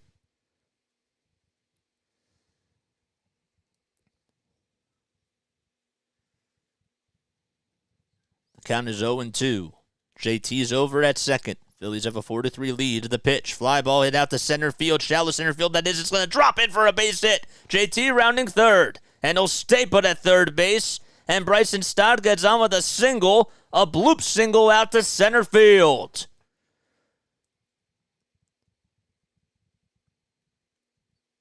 Another nice hit by Bryson Stott. Another 2-strike base hit. He got it off the end of the bat and was able to get it to bounce right in front of Trent Grisham. And JT making the smart play, just going over to third base as Grisham made a little toss over to Ha-Seong Kim. And Brandon Marsh is up right now. He's 2 for 2 with a triple and a single today. First pitch to Marsh, way inside and high for a ball.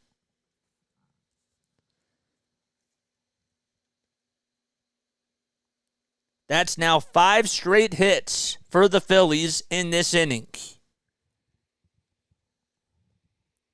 Runners at the corners, JT at third, Stott at first. The 1-0 pitch. Way inside again, a sinker at 90. It almost hit Marsh on the elbow pad.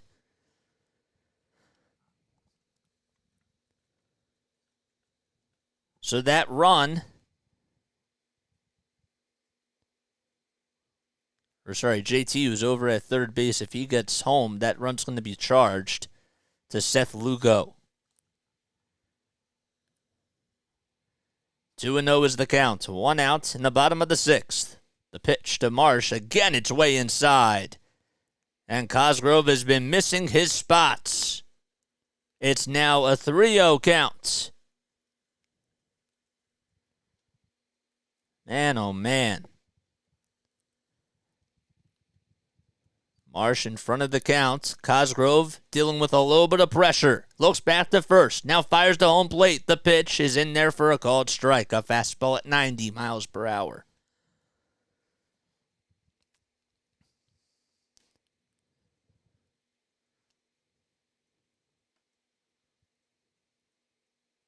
The 3-1 delivery inside and high, and that'll load the bases. As Marsh will go over to first, and Stott goes over to second, and JT will stay put at third base.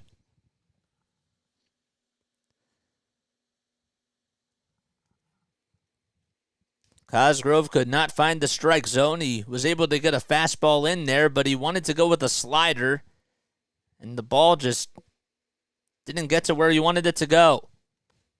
And Drew Ellis will come up with the bases loaded.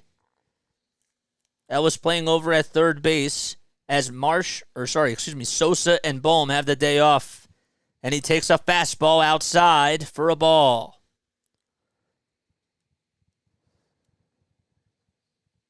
Boy, the Phillies should definitely try to take advantage of this. Ellis is 0 for 2 today with a strikeout and a lineout. 1-0 is the count. The pitch. Just up high, a slider that was just above the strike zone, and the count is 2-0. Bob Melvin not happy with how his bullpen and his pitching staff have been in this series. The 2-0 outside again for ball 3.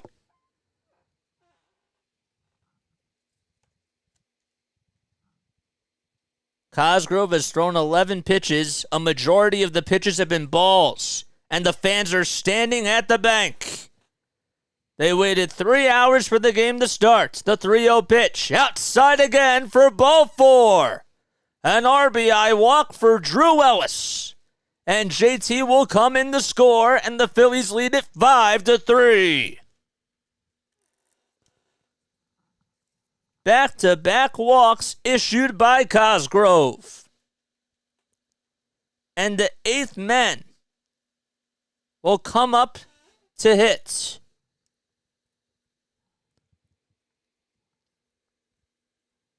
Actually, it's technically the 9th man, because it's now Derek Hall. Because Rojas batted in this inning, and he struck out his first time. So Nebula is going to go out there to talk things over with Cosgrove. And Gary Sanchez and the entire infield will gather around for a conversation on the mound. Fans deserve this right now. I agree. Derek Hall comes up with the bases loaded for the Phillies.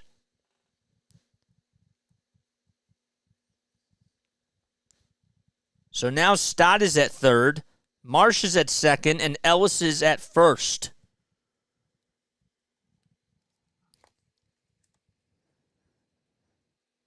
Gamer Goop, thanks for subscribing to this channel. I appreciate that. Everybody will go back to their spots. Bases loaded for the Phillies. They've scored 4 runs in the bottom of the 6th so far. First pitch to Hall. It's in there. Ooh, it looked like it should have been a called strike, but it was a gift to Derek Hall, as Brock Ballou said it was a ball. 1-0 is the count. Cosgrove kicks, fires, and it's a foul ball behind the plate. One more subscriber to get to 690. One more like to get to 50. Let's go, man. Fans have been pretty loud here at Citizens Bank Park. The 1-1 offering to Hall. Grounder, it's fouled off, though. And the count is 1-2. Derek Hall did homer last week against the Tampa Bay Rays in the final game of that series. Has a lot of power in the bat. The 1-2 delivery. Up high and outside for ball 2.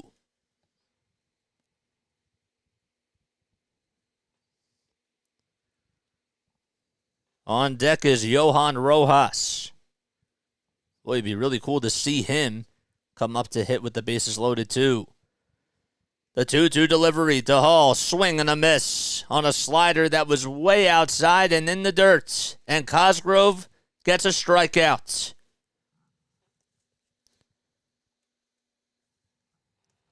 There's 2 away. The bases are still loaded for the Phillies. And now 2 relievers are warming up in the bullpen for the Padres. One of them is Nick Martinez.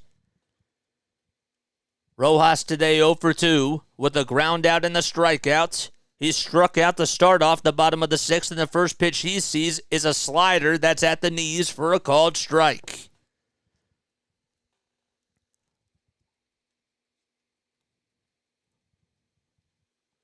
Rojas has been quite the story this weekend for the Phillies. The 0-1 to Rojas popped up behind the plate in foul territory. It'll find the seats, and the count is 0-2. What's up, Boogie? Kept searching for you, JJ. Glad to have found you today. Thanks, man. I appreciate that. No balls, 2 strikes to Johan Rojas, who got called up from Double-A and had himself quite a debut yesterday in the doubleheader. The 0-2 pitch to Rojas. It's on the outside corner, called strike 3. It looked like it was off the plate, but Brock Ballou has another perspective. The Phillies leave the bases loaded, but they score 4 runs and take the lead as we head to the top of the 7th, as they're up 5-3 on a solo homer by Kyle Schwarber and a 2-run double by JT Realmuto.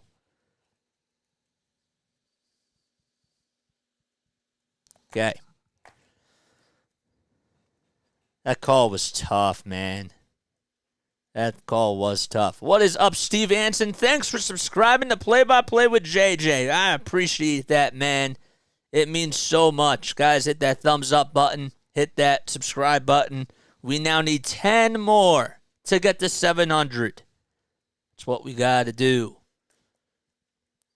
Oh, wow. We just reached 54 likes. That's awesome. All right, so now it is time for our Phillies trivia question of the day as we head to the top of the 7th inning. All right, we will reveal the answer for those of you that are new to the channel. We'll reveal the answer when we go to the bottom of the 7th. And once we reveal it, if you get the question wrong, you'll hear this. And if you get the question right, you'll hear this. Okay. So the question today is here I lost it for a second. Here it is. Okay. So, who has the most leadoff home runs in Phillies franchise history? Who has the most leadoff home runs in Phillies franchise history? That is the question. Okay? We've seen Kyle Schwarber hit a lot of leadoff home runs this season, but who has the most in Phillies franchise history? That's the question. And we'll reveal the answer in the bottom of the 7th. Write your answers down below. Keep them coming. We'll go through everything in order, and we'll see who gets it right. All right, Gary Sanchez will lead things off in the top of the 7th as Zack Wheeler goes out there for his 7th inning of work. First pitch is a ball that's off the plate. Sanchez 0 for 2 today, and he'll take a sinker just below the strike zone for ball 2. Zack has 85 pitches. He's allowed 3 runs. 2 of them are on solo homers. One to start off the game by Ha-Seong Kim. Another one in the 4th by Xander Bogarts. And he also gave up an RBI double to Trent Grisham. 2-0 pitch. It's in there for a called strike.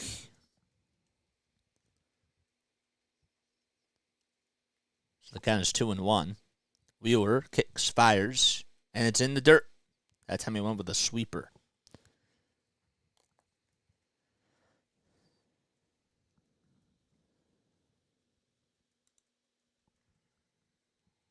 Three balls, 1 strike. Wheeler fires and throws a 96-mile-per-hour heater right down the pipe.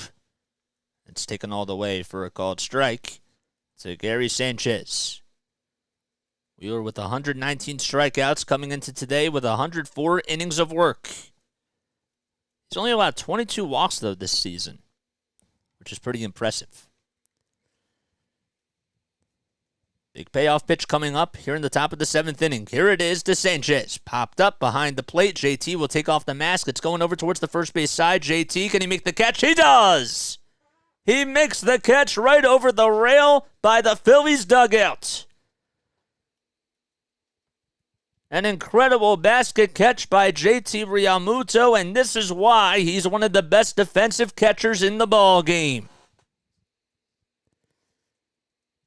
There's Rhys Hoskins over there trying to make sure that he's all right and that he doesn't come into the dugout and flip over the rail.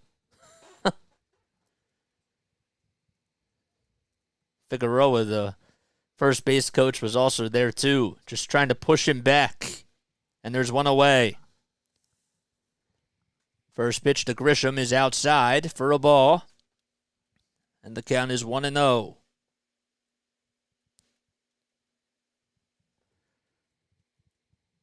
Oh, Matt Carpenter's up. My mistake. The 1-0 is swung on and missed. Grisham is now in the hole. Carpenter, the DH for the Padres today. The 1-1, fouled back. Fernando Tatis Jr. has the day off as he left the game last night in Game 2 of the doubleheader for the Padres with an ankle injury. 1-2 is the count. Wheeler kick steals. And it's upstairs.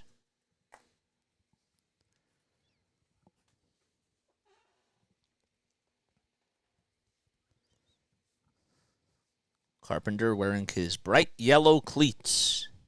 Has his right knee brace on as well. The 2-2 offering. Dribbled foul down the first base side. Rockies and Yankees are tied 5-5 in the bottom of the 10th inning. And the Twins are winning in Oakland by a score of 5-4. That's in the bottom of the 7th. 2-2 is the count. Wheeler winds up and throws the next pitch. That's in the dirt. It was a sinker at 92. It's now another full count. All right, 10 more subscribers, everybody. Make sure that you hit that like button and hit that subscribe button. Let's get more and more people to come on here. Payoff pitch coming up with 2 seconds left on the pitch clock. Here it is. Swing and a miss. A 95-mile-per-hour heater on the outside corner. And Carpenter could not catch up to it. And there's 2 away.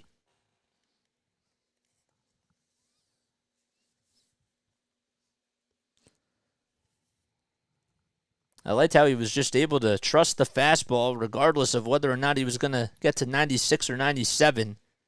Just put it in a good spot and dared Carpenter to go after it. And it worked. So Sanchez fouled out on a nice catch by Real Muto.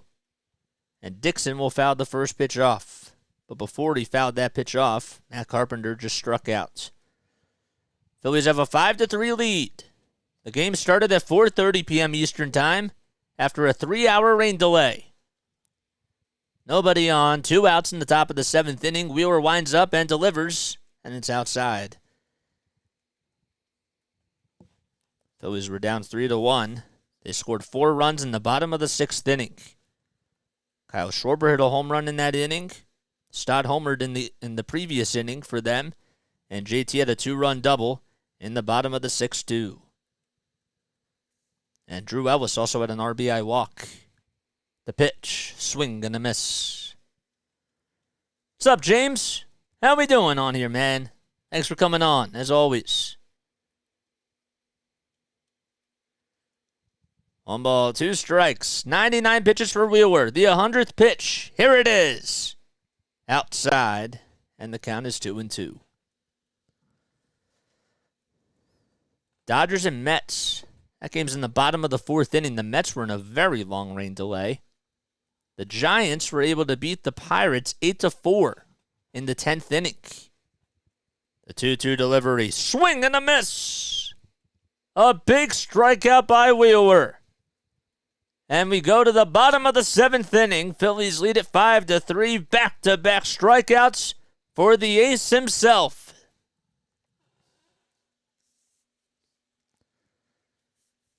Okay. Doing good, says James Jeffers. Sunday baseball's my favorite.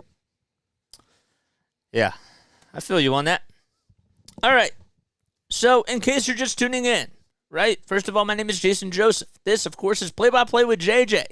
Make sure that you hit the like button, subscribe to the channel, and turn on those notification bells too, where we cover Phillies games, Sixers basketball, Flyers hockey, and Patriots football as well. We try to do as many games as we possibly can, and we also do podcasts on here too. All right, so the question of the day, the Phillies trivia question of the day, is who has the most leadoff home runs in franchise history? All right, and I'll add in one more thing. How many home runs does that person have? I'll give you guys 20 seconds. So who has the most home runs in Phillies franchise history, and how many home runs does that person have? Just to make it a little bit tougher.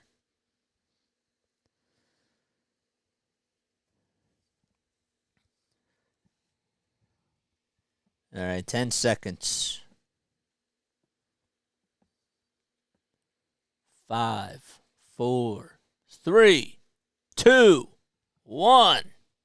Okay, all right, let's look at some answers. Okay. Let's see.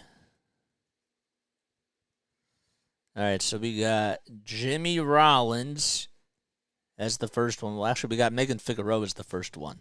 That's a good guess, but... Okay, how about Jimmy Rollins? Is that correct? That is correct.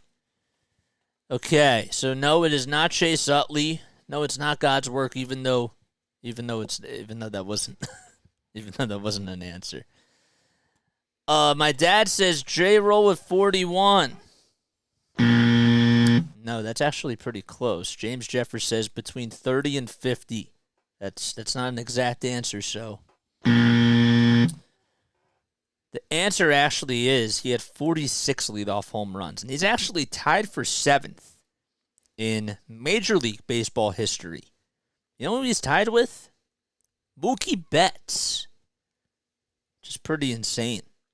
Betts has had a lot of leadoff home runs this season. So far, he has 10.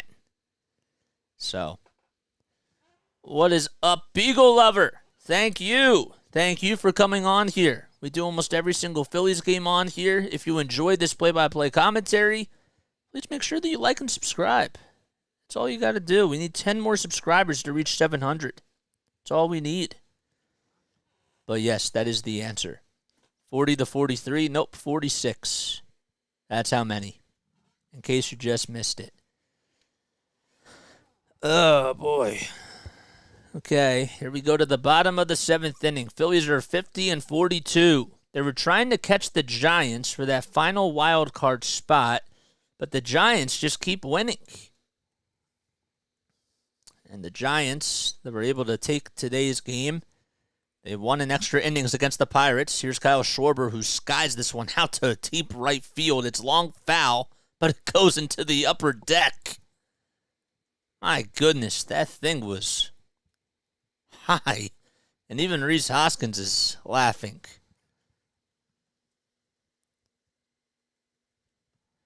The 0-1 to Schwarber, swing and a miss. So Cosgrove is still out there. Schwarber homered back in the bottom of the 6th inning. That's his 3rd home run over his last 2 days. No balls, 2 strikes to Kyle Schwarber. We'll take a look at some other scores around the league and talk about the standings for sure. 0-2 is the count. Cosgrove winds up and delivers, and it's a called 3rd strike. Schwarber tried to get out of the way of it, but it was in the strike zone regardless. A slider on the inside corner.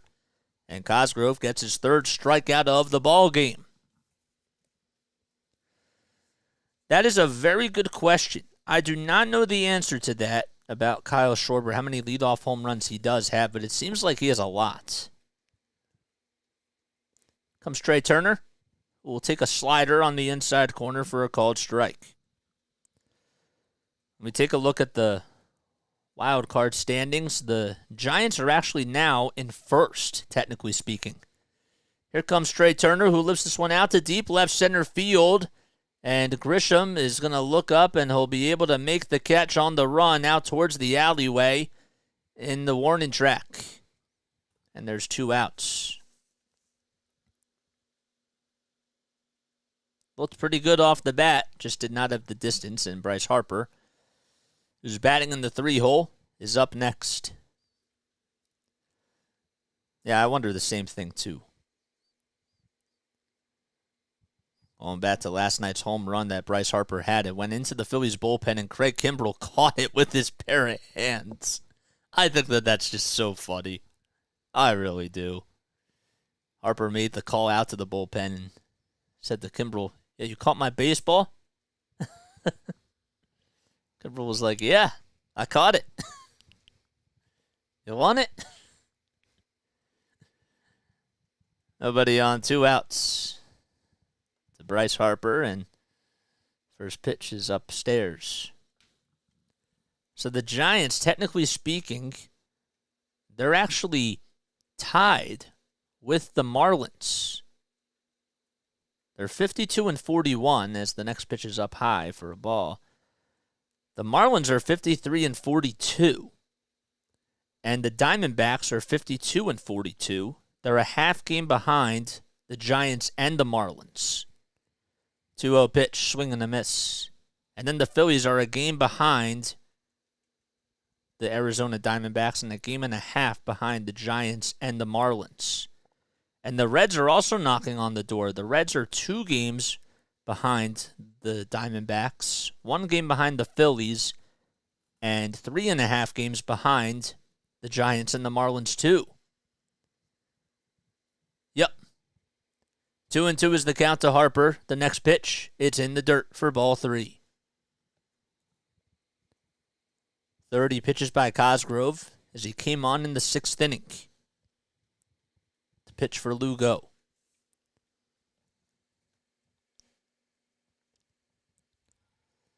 JT waits in the on-deck circle.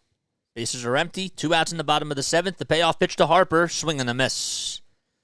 And the side is retired. The inning is over. And we head to the top of the 8th. Phillies still lead at 5-3 at the bank. And they're trying to take the series against the Padres. They're 6 outs away from doing that. As the clouds are starting to come in again. Oh boy. Please do not tell me that it's going to rain again. Oh boy.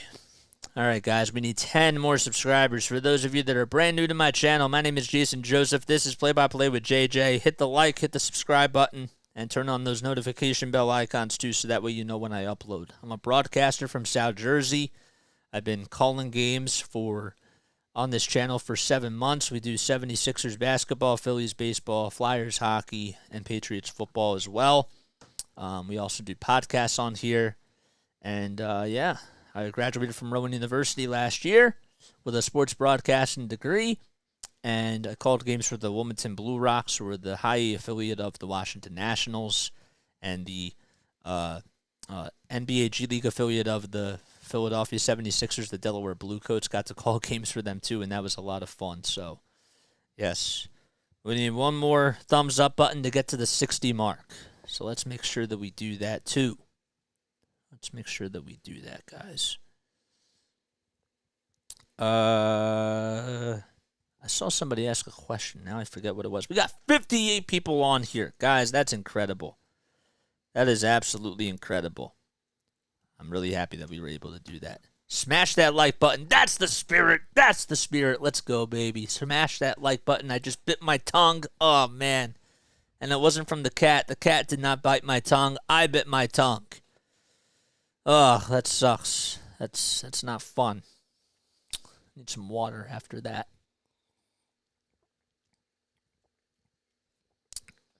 That is one of my biggest fears on the airways. If I ever did that, when either this channel becomes official, and reaches over 1,000 people, or if I'm doing this for, like, an actual team.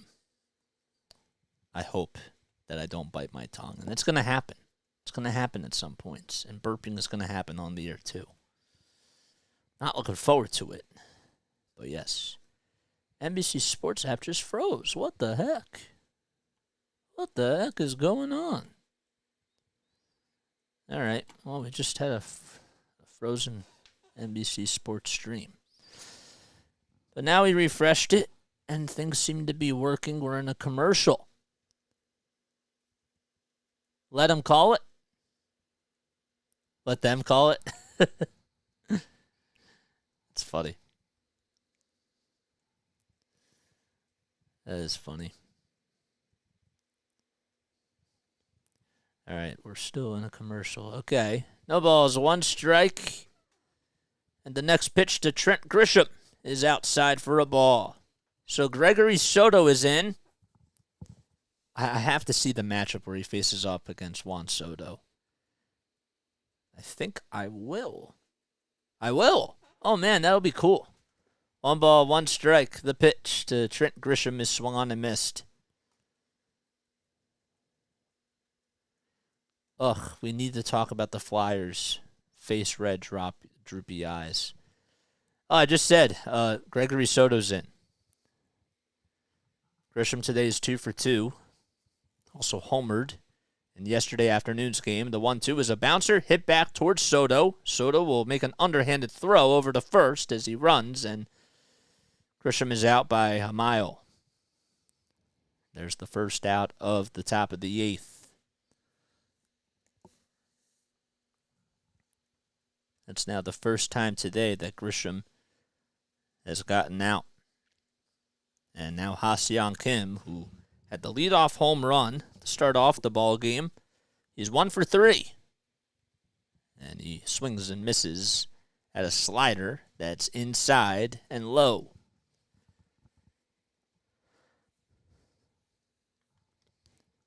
So we'll get to Soto's stats just a few seconds.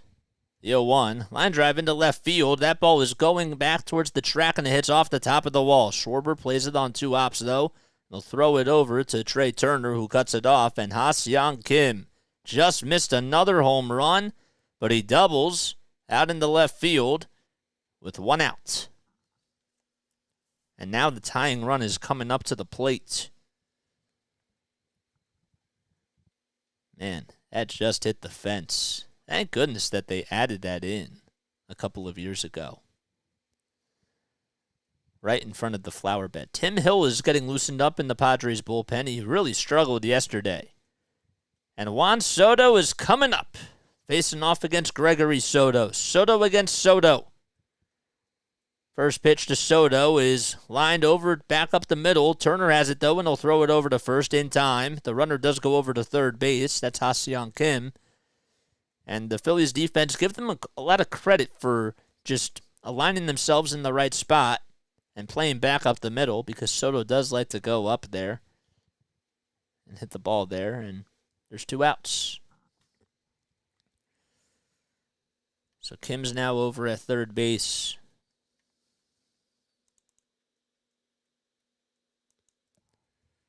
Soto with 7 pitches already. Kick steals, and the first pitch is 100 miles per hour right down the pipe to Manny Machado.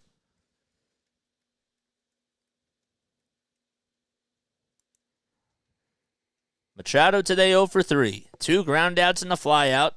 The 0-1, another 100 mile per hour fastball that's inside. So Soto has a 4.46 ERA, 37 strikeouts, and a 1.17 whip in 34 innings of work. Kim over at third. Machado at the plate with 2 outs. The 1-1. Another swing and a miss. It was just shy of the triple digits. It hit 99.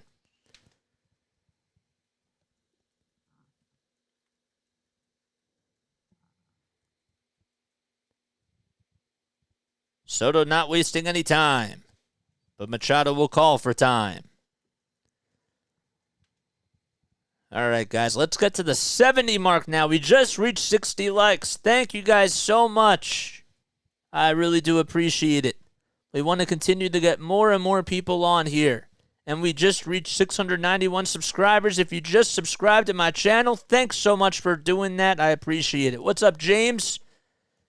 Thanks for coming on here. Having a pretty good day so far. 1 ball, 2 strikes. Soto kick steals. The pitch to Machado is just inside. And Machado is tied up in the count at 2-2.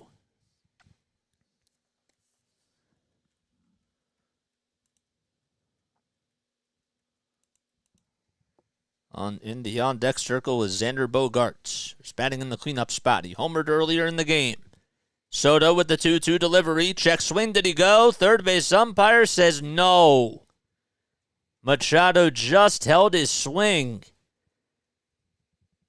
And now the count is full. James, how's your day going? Ha-Seong Kim at third. The tying run is up. 2 outs in the top of the 8th. The payoff pitch to Machado. Down low for ball 4. They tried to appeal to see if he went around, and he certainly did not. And Machado works an 0-2 count and gets on base with a walk. And now the go-ahead run is coming up to the plate.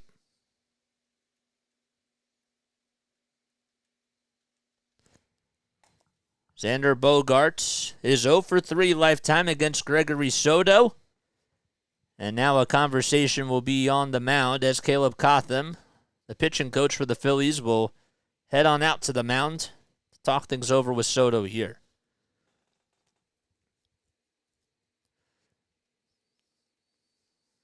I kind of wonder, at this point of the game, do you think about going to Craig Kimbrell and trying to get a 4-out save? Just curious, because I don't think that would be a bad idea.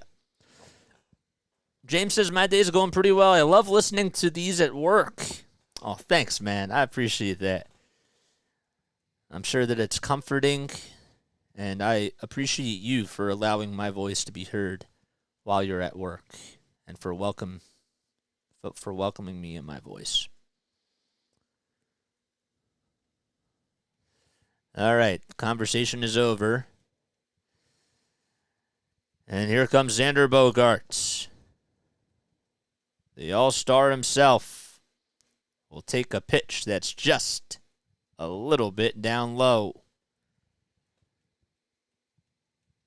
Bogarts is a 4-time all-star. Did not make the all-star team, though, this season, but he's been playing like an all-star over the last couple of weeks, for sure.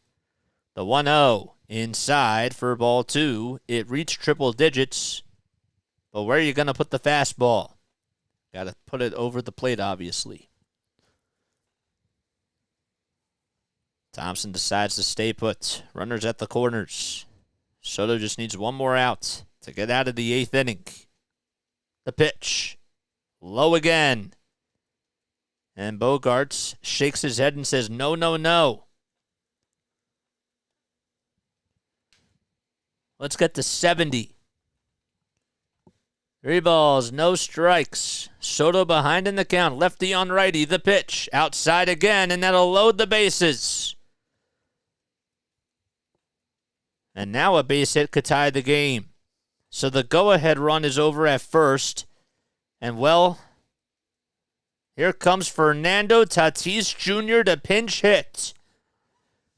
Junior Marte is warming up in the bullpen. And some of the Padre fans that are here are standing up. Tatis Jr. did not start in today's game. He got the day off because he left the game last night with an ankle injury.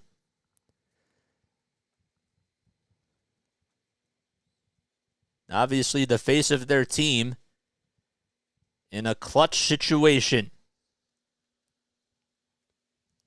Back-to-back walks issued by Soto.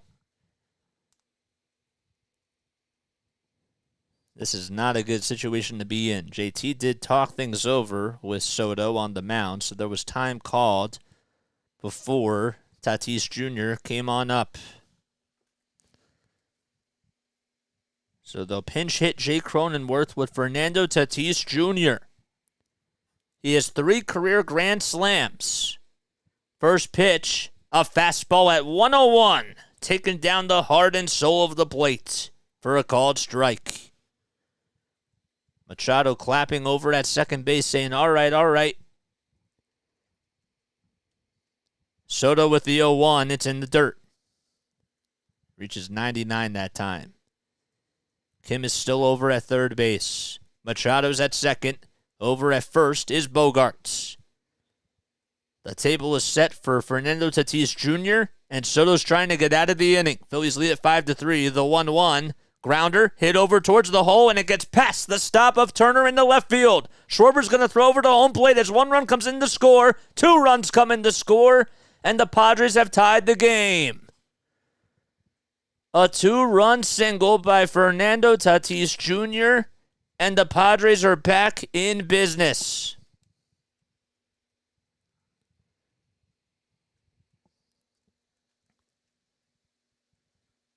Well, obviously that was a smart move by Bob Melvin to put Tatis Jr. in to pinch hit. Phillies decided to stay with Juan Soto. Wasn't a bad pitch, but it just got through the hole and it was placed in the right spot. I was surprised that Trey Turner wasn't more over towards the third base side. A 2-run single, and now that's going to do it for Gregory Soto.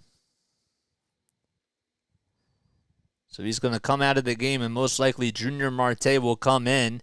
The Padres have tied it up 5-5 in Philadelphia. Wow. I sounded a little bit excited on the call, but whatever. Can't really be doing that if I'm doing it for a home team. Hopefully it didn't come off as too exciting or whatever. But whatever. All right. See, that's the other thing, too, is that different markets have their own rules in regards to that. Now we take Soto out. Yep. I said I'm curious to see why Craig Kimbrell wouldn't come in for a 4-out save, but I also understand that the Phillies go by analytics here. And it's not always about the eye test, you know. Guys, hit that like button and hit that subscribe button. We got ourselves a ball game here. Padres and Phillies tied up. They're locked in at 5 apiece. It's a 2022 NLCS rematch. Oh, boy. All right. Yes, so please hit that like button and please subscribe to the channel as well. How many people do we have on here, guys? How many people do we have on here? We got 51 awesome people on here. All right, let's get to 70 likes. Let's do that. Let's get to the 70 mark. Hit that thumbs up button. Let's let the algorithm continue to pick this up. It's what we want. This is what hard work does. It pays off. Runners at the corners. In case you're just tuning in, the Phillies were down 3-1. They scored 4 runs in the bottom of the 6th. And we were in the top of the 8th, and Fernando Tatis Jr. came in to pinch hit for Jay Cronenworth and tied the game up on a 2-run single. Bogarts is over at third. Tatis Jr.'s at first. Junior Marte comes up on the mound. And Gary Sanchez is at the plate with still 2 outs. First pitch to Sanchez is a fastball on the inside corner for a called strike. Marte is a 5.18 ERA. In 24 1/3 of an inning. Just needs to get 1 out here. 0-1 is the count. Marte with his bright blue glove throws it way outside.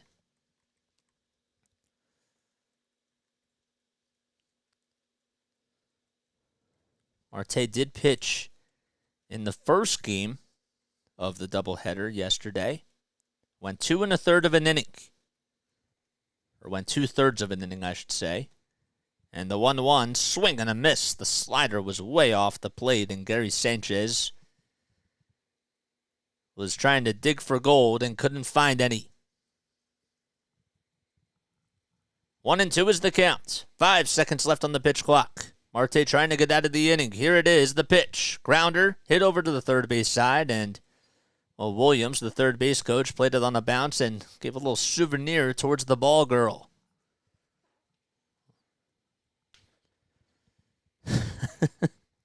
It looked like he was just trying to shove it out of the way. As soon as he got it, he was just like, here you go. I don't want to have anything to do with this. Again, Bogarts at third. Tatis Jr. at first. He tied the game up on an RBI, a 2-run pinch hit single. 1-2 is the count. Marte on the mound. Sanchez at the plate. The 1-2 pitch. Another foul ball. I'm a baseball fan. It's okay. But see, every market has their own rules about, the away team and, what being a homer means. Like, they have their own definition. So,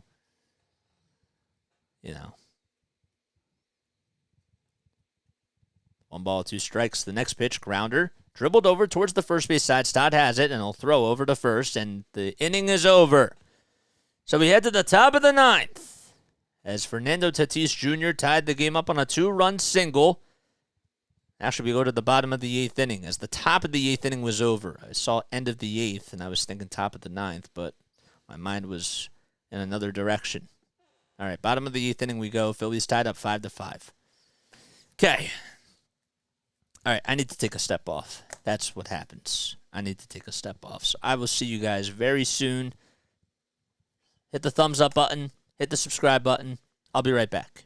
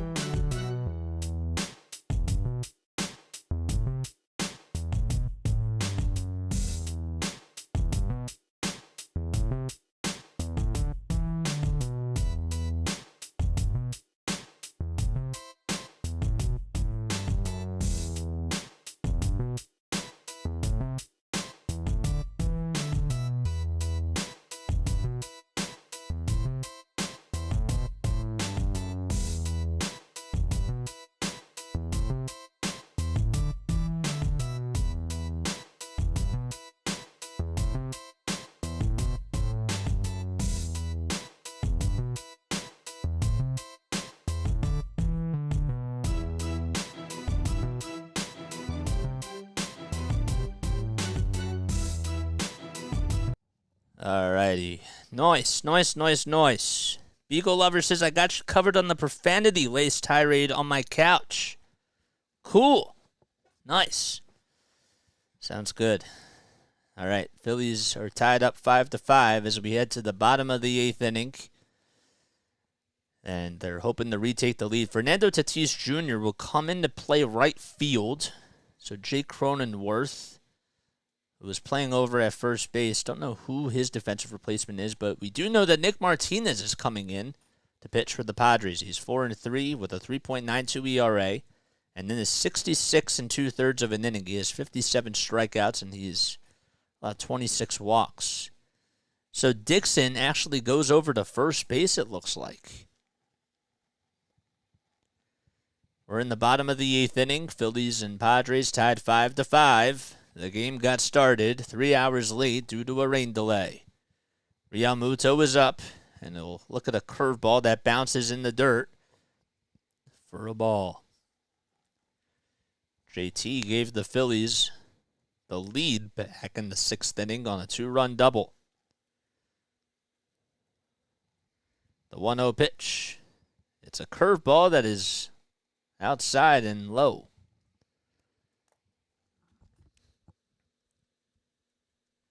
Martinez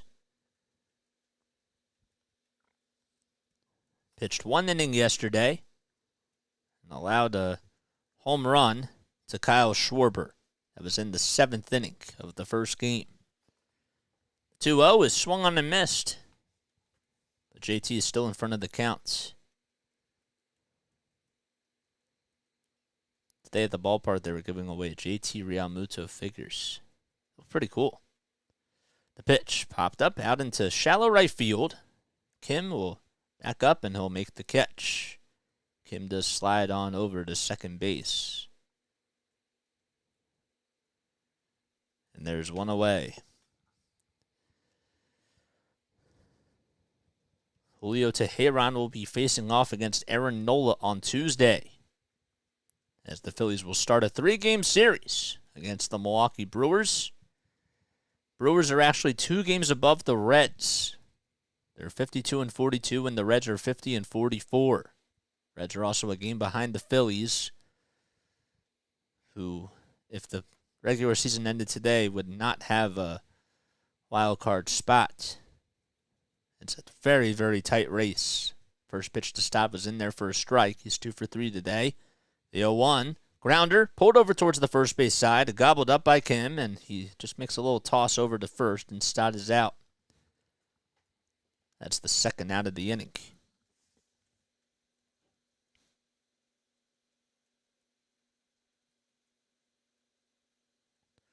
So Kim doing a lot of work. And now Brandon Marsh will step into the batter's box. Needs a double and a home run to complete the cycle. He has a triple, a single, and a walk today. And has had himself a pretty good series so far. A look at the sinker at the knees for a called strike. And he's already behind in the count 0-1. Craig Kimbrell will be getting warmed up in the Phillies bullpen as he'll pitch the top of the ninth. The 0-1, up high.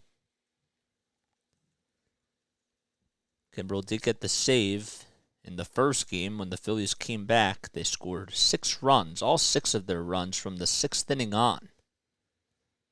Blake Snell got the start in Game 1 and went 5 innings for the Padres and pitched 5 shutout innings. The pitch, a curveball that's at the knees on the outside corner. Great movement from Martinez, and it's a called strike. You do. I agree with that, Pico Lover. Bases are empty in the bottom of the 8th. It's a 5-5 ball game with 2 outs and a 1-2 count to Marsh. The pitch. Grounder. Back up the middle. Gobbled up by Bogarts, who spins, moves, throws over to first, and Marsh is out by a step. And the side is retired. The Phillies go down 1-2-3, and we head to the top of the 9th. Phillies and Padres tied 5-5. Okay. Well, the Phillies are going to have to try to walk it off, man. All right, guys, we need 9 more subscribers to get to the 700 mark. We got 53 people on here. I hope you're all having yourselves an incredible day. Please let me know if you enjoy these casts and just, give me some, just give some feedback down below if there's anything else that we can do to try to improve this, because I'm always looking for criticism. We're going to be switching things over with StreamYard pretty soon. What's up, Rising Rhino? Rising Rhino's in the house. Yes, he is. Yes, he is.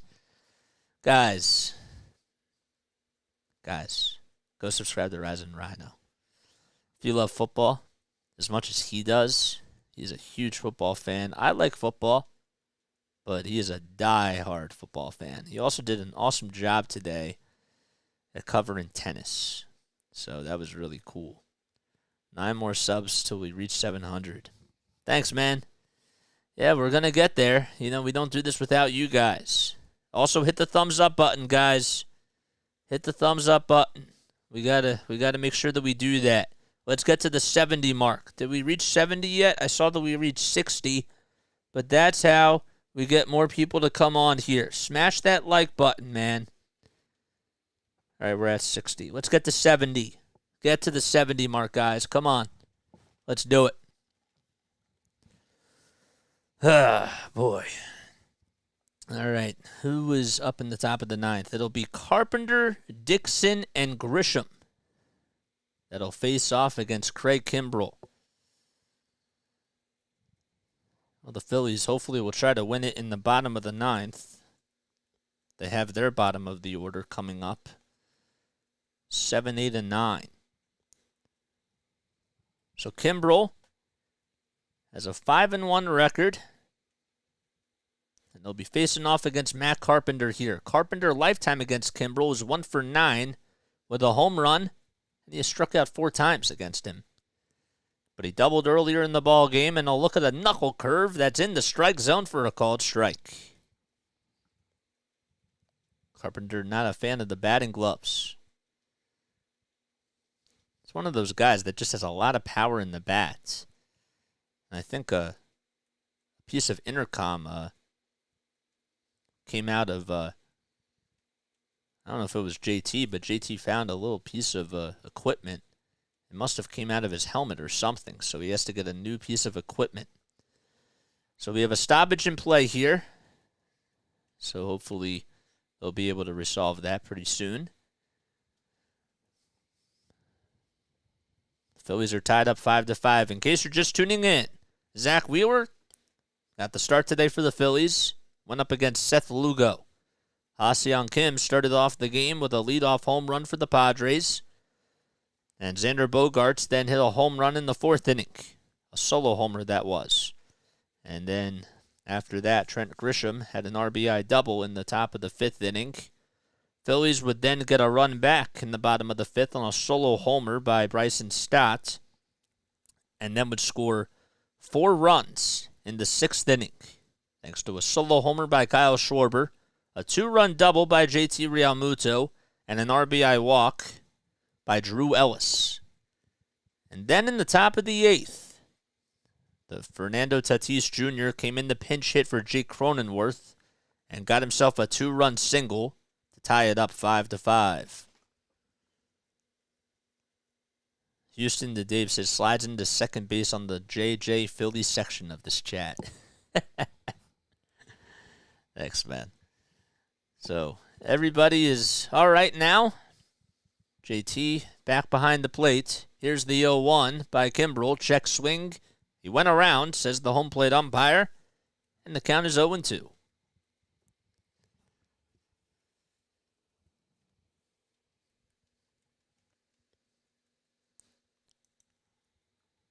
Kimbrel, this is not a safe situation. The 0-2 delivery popped up out towards the infield, towards the third base side. Ellis or Turner? Who's going to get it? It's going to be Turner. He calls off Ellis, and he'll make the catch. Carpenter got way underneath that pitch. And there's the first out of the 9th.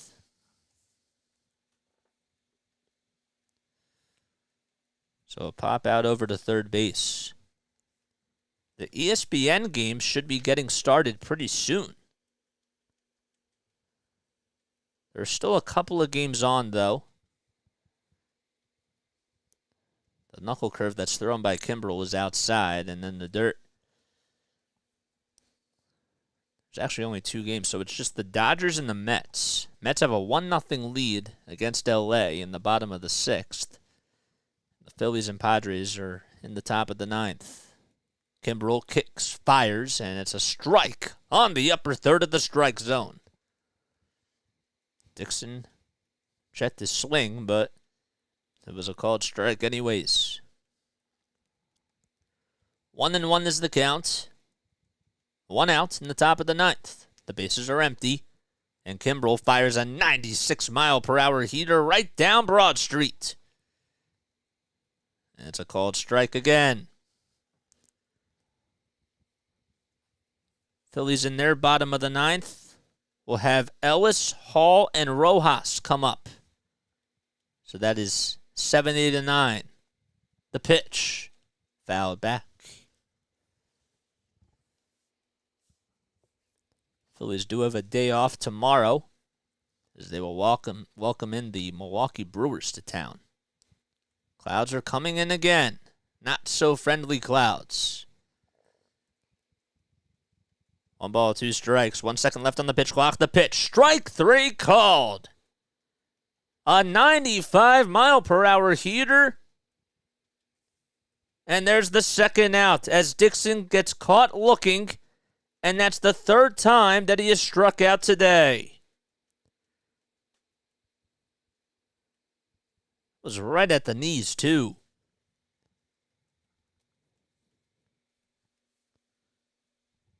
Two outs, nobody on in the top of the 9th. And here comes Grisham, who bounces this one back up the middle. Turner has it, charges over to first on the run, and it's in time for the 3rd out. And the inning is over. We head to the bottom of the 9th inning. Phillies tied 5-5, and Drew Ellis will be leading things off when the Phillies return. Snowman says, just completed my broadcast. Help this man out, folks. The drive to 700. Yes, exactly. Snowman, how did your cast go, man? We've been waiting on here for...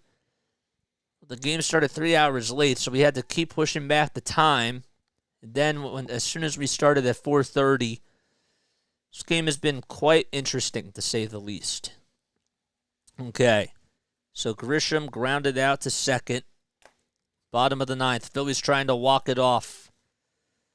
Rising Rhino says, just woke up and tried to pop on your stream, but it ended. Oh, man. Guys, make sure that you go subscribe to Snowman Multimedia and Rising Rhino. Guys, drop your links down below. I mean that. I don't care how many times you have to do it on here. Do it. And Jivanoots, you do it too. What is up, John? John, hello, hello, hello. Thanks for coming on here, John. My name is Jason Joseph. This, of course, is Play-by-Play with JJ. Since you're new to my channel, all right, we do almost every single Phillies game. We do 76ers basketball. We do Flyers hockey. And we do Patriots football as well. So if you enjoy any of those teams, if you want to get to know what's going on during the games, or if you want to join in on some podcasts that we do as well, please make sure that you subscribe to this channel. I give you this content for free. All you got to do is hit that red subscribe button and hit that thumbs up button too, so that way you know when I go live or whenever I upload. Let's keep this game out of extra innings. No, Samsey. We want this game to go to extra innings, technically, because we want more people to come on the channel. But I agree with what you're saying, though. I totally understand. Wow, you seem like a really great YouTuber. Thank you, man. I appreciate it. I do. All right, Phillies trying to walk it off as we head to the bottom of the ninth. Alec Bohm will come in to pinch hit for Drew Ellis. And Rob Thompson decides to make a chess move. Have a new pitcher in for, Padres are still going to stick with Martinez here, I believe. Yep, they will. Martinez will pitch the bottom of the ninth, too. They're going to hold off against Josh Hader. First pitch to Bohm. And there's a fly ball hit out to right field. Does it have enough? It does not. It's caught right at the track by Fernando Tatis Jr. Right on the track. And there's the first out of the bottom of the ninth.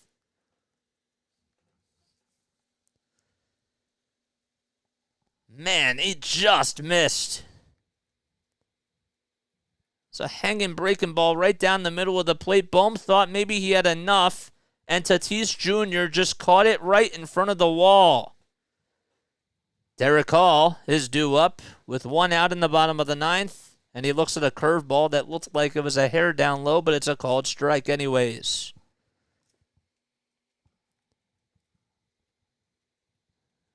Bohm just missed it.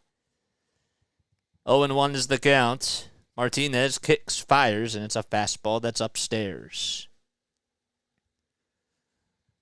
Hall today is 0 for 3 with a fly out, a strikeout, then he grounded into a 3-6-1 double play. 1-1 is the count. Martinez kicks, fires, swing and a miss. The changeup was in the dirt. These pitchers aren't afraid to throw off-speed pitches against Derek Hall. Bases are empty in the bottom of the ninth. Phillies tied 5-5. The 1-2 delivery. There's a changeup. That's in the dirt, but it didn't break as much as the previous one did.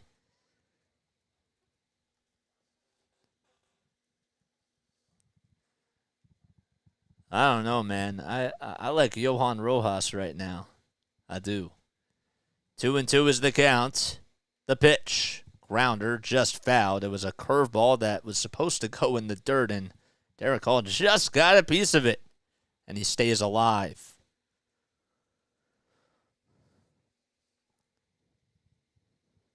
Phillies trying to take the series against the Padres. The 2-2 delivery, check swing. He went around. Oh, he did not go around. I am so shocked. The third base umpire, Shane Livensparger, says that Hall did not go around. It looked like he did. But Derek Hall lives to see another day. Payoff pitch to Hall. It's fouled back. What is up, man? I just jumped on here maybe 5 minutes ago, and I'd rather listen to the game here than on the field. Thanks, dude. I appreciate that. We do this here almost every day, man. Martinez with another payoff pitch coming up. Here it is. He's in the stretch. The next pitch, a called third strike at the knees. It was a changeup, and Martinez got the call. And there's 2 away.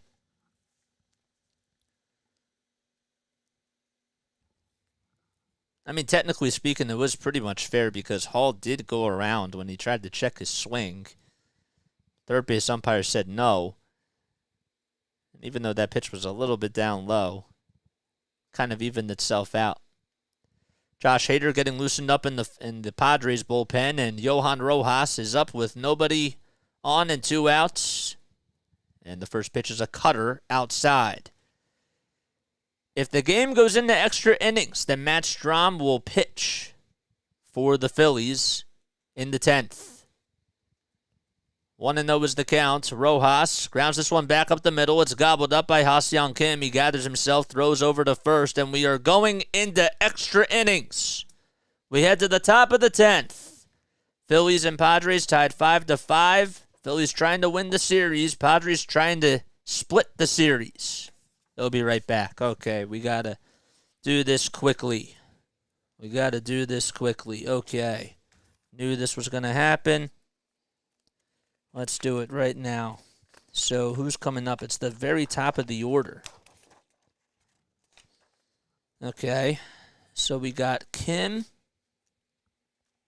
All right, let's make sure that we do this right. If you guys are brand new to my channel, hit that like button and hit that subscribe button too. All right? I hope you're all doing well, and I hope you're all having yourselves a great day. All right, so we got Kim.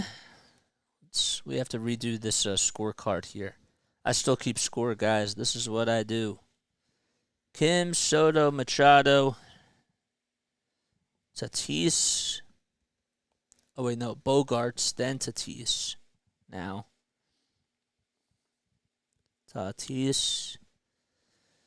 Sanchez. Carpenter. Dixon. And Grisham. Okay. So let's see. Hey, man.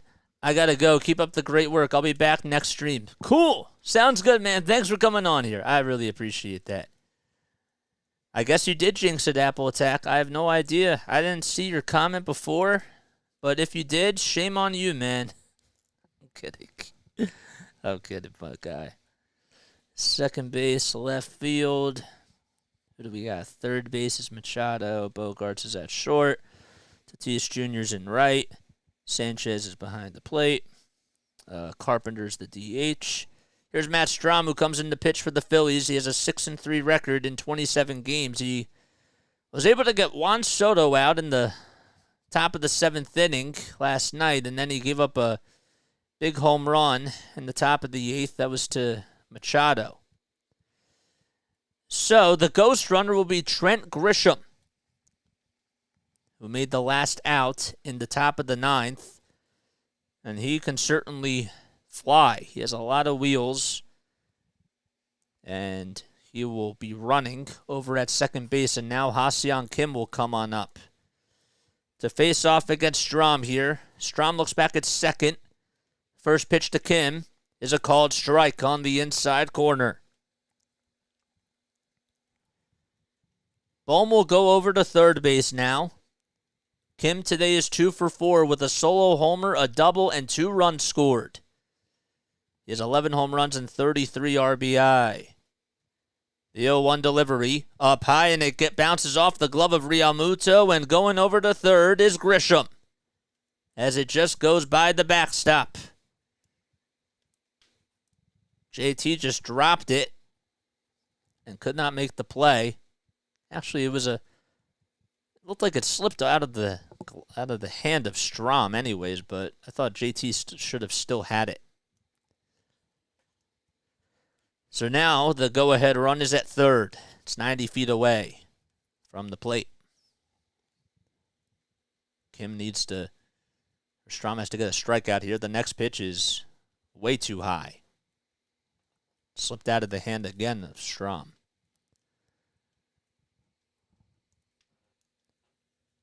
On deck is Juan Soto. 2 balls, 1 strike. Nobody out in the top of the 10th. And a runner at third. The 2-1 offering. Foul ball.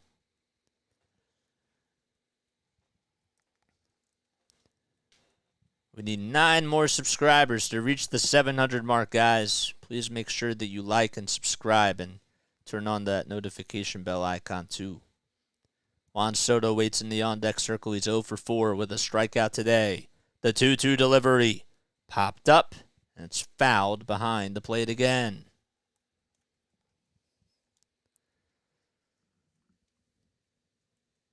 Seth Lugo got the start for the Padres, and Zack Wheeler got the start for the Phillies. Kim at the plate. The count is 2-2.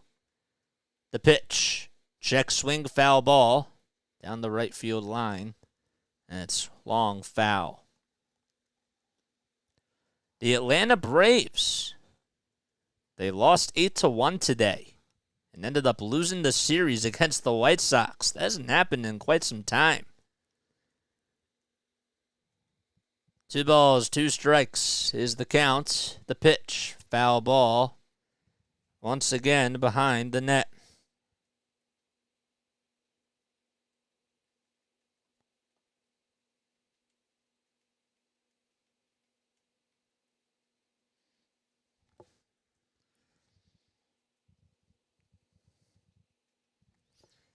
Two balls, 2 strikes. The next pitch on the inside corner, called strike 3.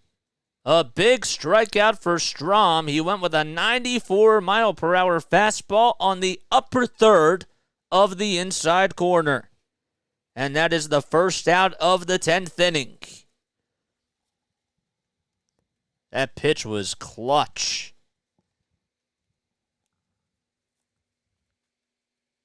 And that's how we start off the top of the 10th.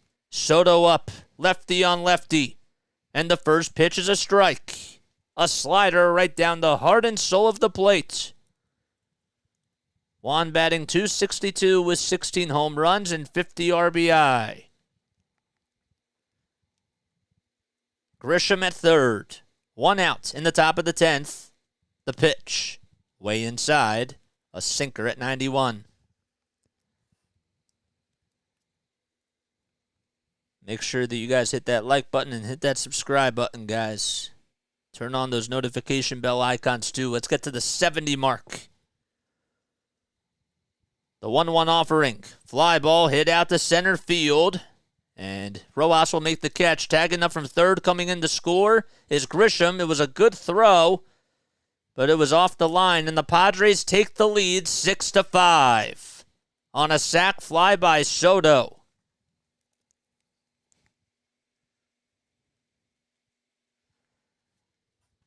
The good news, though, is that the bases are empty, and Manny Machado will come up to the plate.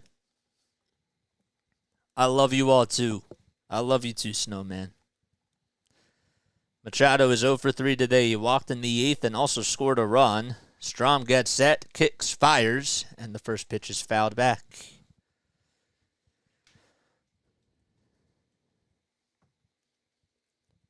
Machado has had 2 homers in this series. Also had 2 homers against the Phillies in the NLCS. 0-1 is the count. Strom throws a fastball that's way upstairs. And the count is even at 1-1. Well, it certainly helps that the White Sox were able to take care of business against Atlanta today. The 1-1 offering. Another pitch upstairs. Strom is having a hard time finding the strike zone in this at-bat.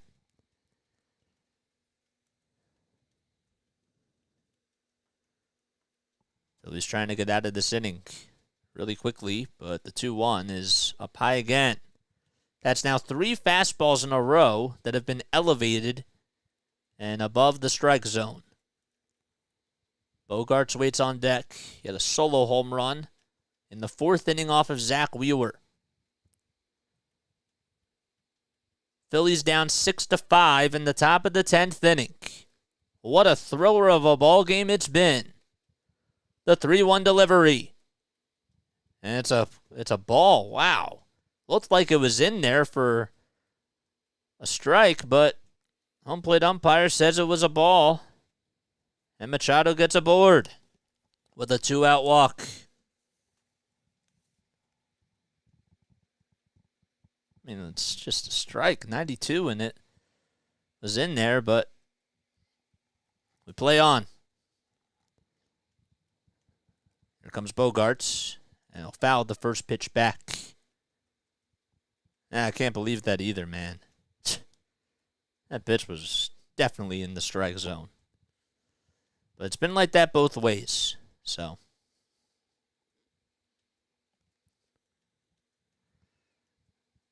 0-1 is the count to Xander Bogarts. Strom looks back at first. Now back to home plate, and he throws a foul ball to Bogarts. It's dribbled foul down the third base side. 8 more subscribers until we get to 700. We got to get there, guys. Oh, that would be so awesome. No balls, 2 strikes to Xander Bogarts. Strom with 18 pitches in this inning. The next one is rolled over to second base, and Stott's just going to tag out Machado for the final out. And that'll do it, as the Padres do take the lead on a sac fly by Juan Soto. And we head to the bottom of the 10th. Phillies trying to come up with a counter punch to try to tie the game, or better yet, win the ball game. Okay. Here we go. All right, now I got to do this again for the Phillies. Come on, man. So we got, who ended the inning for the Phillies? It was Rojas, right? Yep. That's the good news, is that Schwarber's up. The bad news is that they're going to have to face Josh Hader. That's the bad news. Oh, thank you for the subscriptions, man. If you just subscribed to my channel, shout yourself out. We do almost every single Phillies game on here. We do 76ers basketball. We're just trying to grow the community. That's all we're trying to do. And grow the family as well. What a game, man. What a game. Bohm, Hall, and Rojas. Rojas is pretty quick, too. So, it'd be really nice to see Josh Hader get a blown save here. It really would be. So Rojas will be the ghost runner for the Phillies as we start off the bottom of the 10th. Phillies just trying to win the series. Another sub for you. Oh, thank you. I love Phillies sports. I'm from Toronto. Just subscribed. Awesome. Let's go, baby. Let's go. Okay, so Bohm is over at third. Hall's at first. Okay, so Josh Hader's going to come in to try to close the door for San Diego. He's 22 for 25 in save opportunities and has a 1.06 ERA. The good news is that Rojas, who's pretty quick, is over at second base. He's playing out in center field. And Kyle Schwarber will come on up to the plate. He's 0 for 13 with 9 strikeouts against Josh Hader. Oh, man. No, it's all good. We welcome all fans on here, man. That's what we do. Hader tries to think about throwing back to second base, but Rojas will stay put.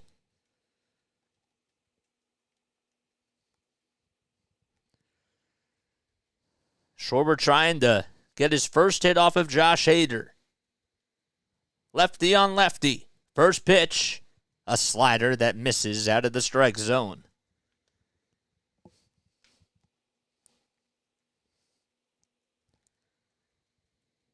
Schwarber is 1 for 4 today.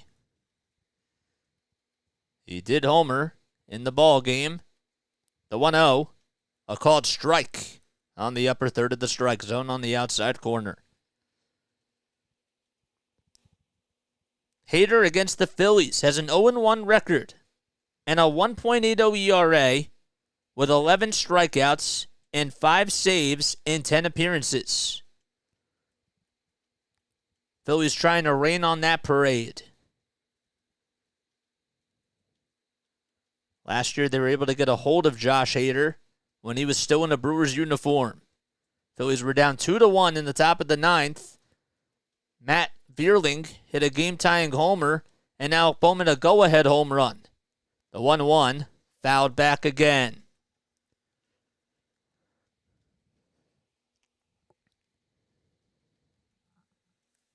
Trey Turner waits in the on-deck circle, and in the hole is the mighty Bryce Harper. The tying run's at second, and that's the ghost runner, Rojas. The 1-2 delivery. Just laid off by Schwarber. Good eye. The pitch was outside by a hair. It was a 97-mile-per-hour heater, and the count is 2-2. Here's the next pitch. Swing and a miss. And Kyle Schwarber strikes out for the 10th time in his career against Josh Hader. And is now 0 for 14 lifetime, and that was a big out. And here comes Trey Turner, who was 3 for 6 against Josh Hader, with 2 doubles, an RBI, and 3 strikeouts. Rojas leads off at second. The first pitch to Turner, inside and high.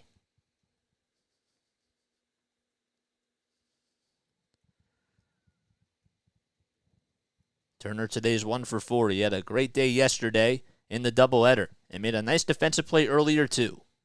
The 1-0 delivery, grounder. It's fouled towards the third base side.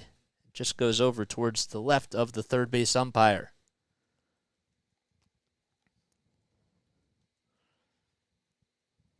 Wonder if maybe Rojas might think about stealing here. Hitter does a quick delivery though. The 1-1 to Turner, just fouled back. He got a piece of it, and it hit the top of the net behind the plate.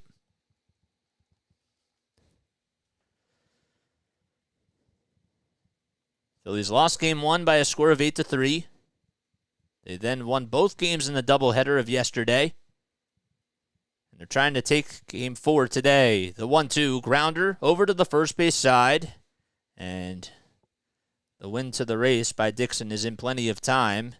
And Rojas goes over to third. And the Phillies are down to their final out. Fans are standing on their feet as Bryce Harper is up at the plate.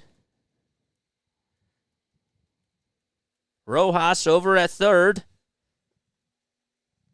And a base hit ties the game back. Hader throws the first pitch to Harper, and Harper swings and misses at the slider on the outside corner. Bryce has only faced Josh Hader once, and he struck out. No balls, 1 strike. Hader gets the signs from Sanchez, kick steals, and there's a line drive into center field. It drops in for a base hit. Rojas comes in to score, and the Phillies tie the ball game. An RBI single for Bryce Harper, and Mr. Clutch is back.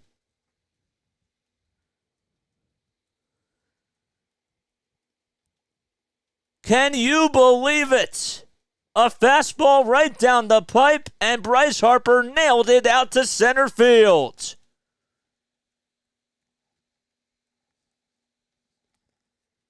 They were down to their final out, and this team is just absolutely relentless.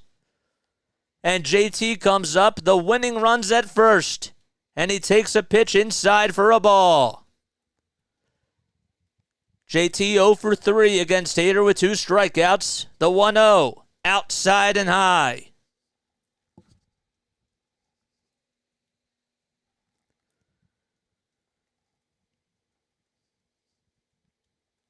Two balls, no strikes. The pitch to Realmuto, swing and a miss.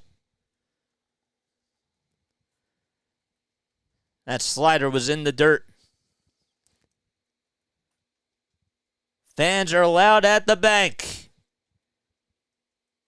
The 2-1 in the dirt again for ball 3. It's been a long day, a long couple of days. Phillies played 2 games yesterday, and it feels like they played 2 today. Due to the delay, the 3-1, and it hits JT on the back foot. And Harper goes over to second. The pitch was inside, so it would have been a walk issued by Hader anyways. And now a base hit can win the game. And Bryson Stott will try to walk it off. Remember, he hit the walk-off home run last year against the Angels. Phillies were coming back against the Angels. Harper hit a grand slam, and Bryson Stott hit a walk-off 3-run home run. Home plate umpire wants some more baseballs, and he'll get more baseballs. And Josh Hader is in a little bit of trouble here.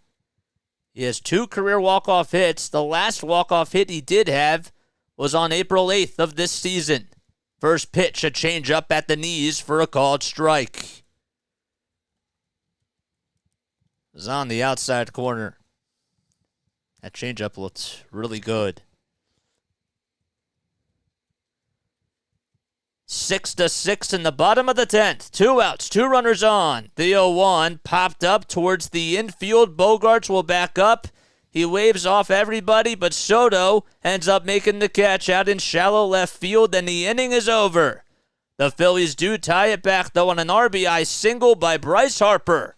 And we head to the top of the 11th inning, as Tatis Jr. will lead things off when we return. Okay. More innings, more free baseball. Wow. Mr. Clutch is back. That just came to my head. That felt good to say. Oh, man. That felt so good to say. I have to cut that. I think that was one of my best calls. That felt good. All right, guys, we need 3 more subscribers to get to 700. We need 3 more to get to 700. So the ghost runner will be Xander Bogarts as we head to the top of the 11th. I can't believe it. The ESPN game got started not too long ago. How's the Mets game doing? It's 1-0 Astros in the bottom of the first. Dodgers and Mets. That's in the top of the 8th. Yeah, that was a great call. I got to cut that. I think that was my best. I do. That was so good. Raw emotion, man. Beats everything. It does. We just got another subscriber. Thank you so much. Gideon says JT can make up for his pass ball.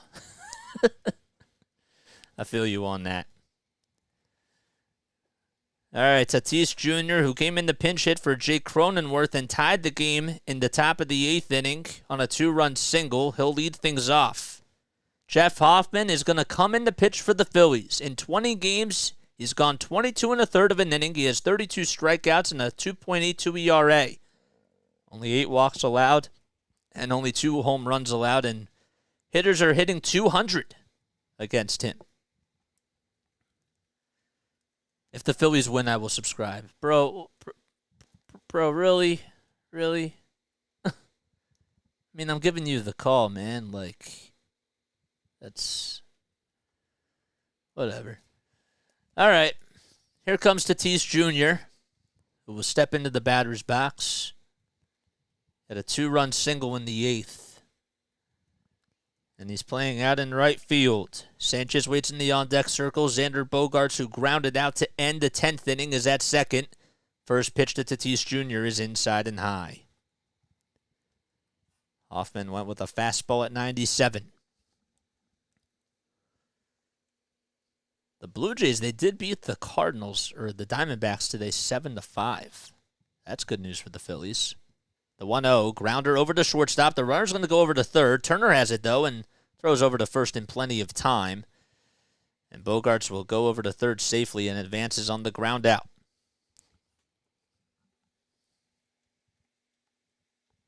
And now Gary Sanchez will come up, and it'll be interesting to see if the Phillies want to face Sanchez here, or if they'll just try to take their chances against Matt Carpenter.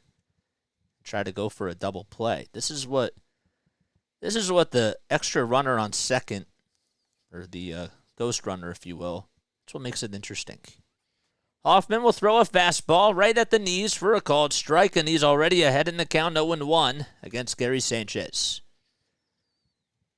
Sanchez playing for Austin Nola today. Gary's 0 for 4, though, in the ball game. He lays off a slider that's outside and low. Gary grounded into a double play, struck out, fouled out, and grounded out. And is 0 for 4.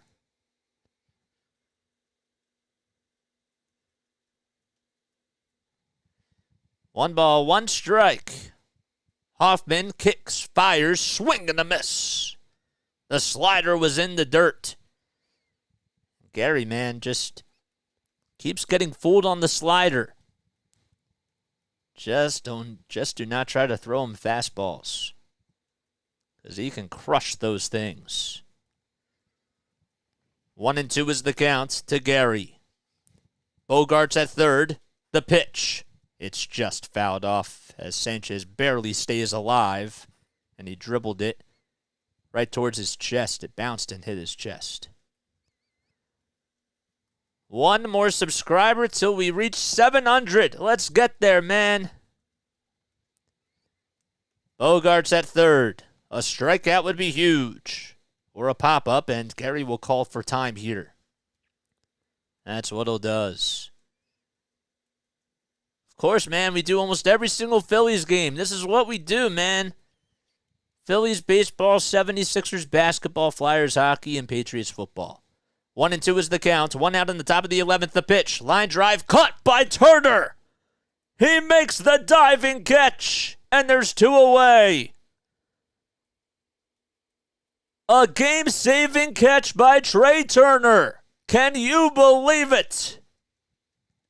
That ball was ripped, and he dove over towards his left side and made an unbelievable diving catch, and there's 2 outs.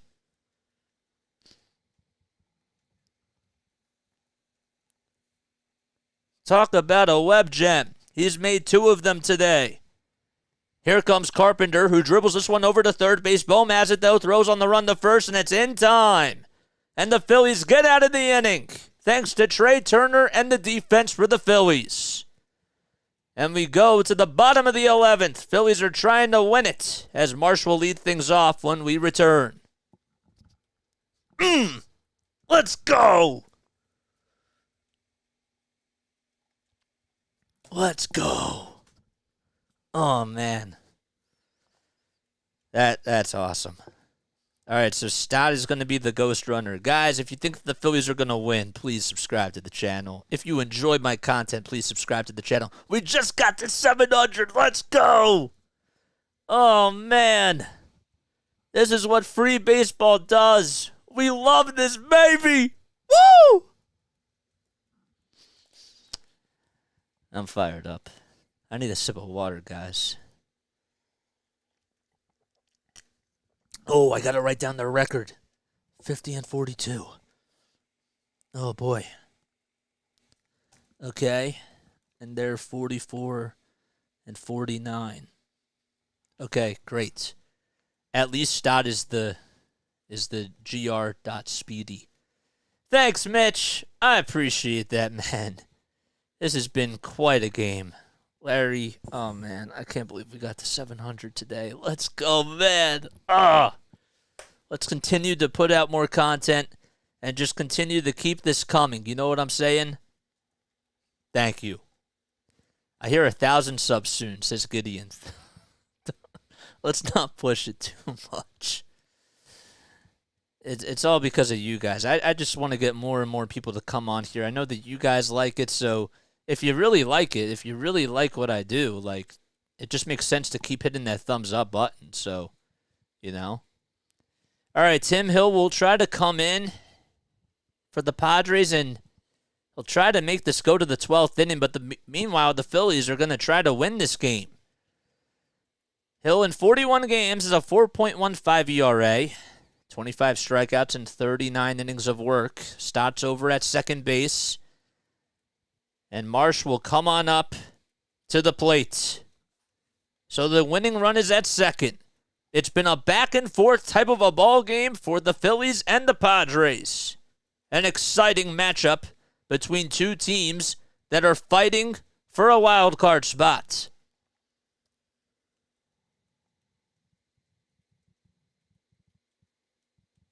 Padres have been trying to go to as many arms as they can. They don't really have too many.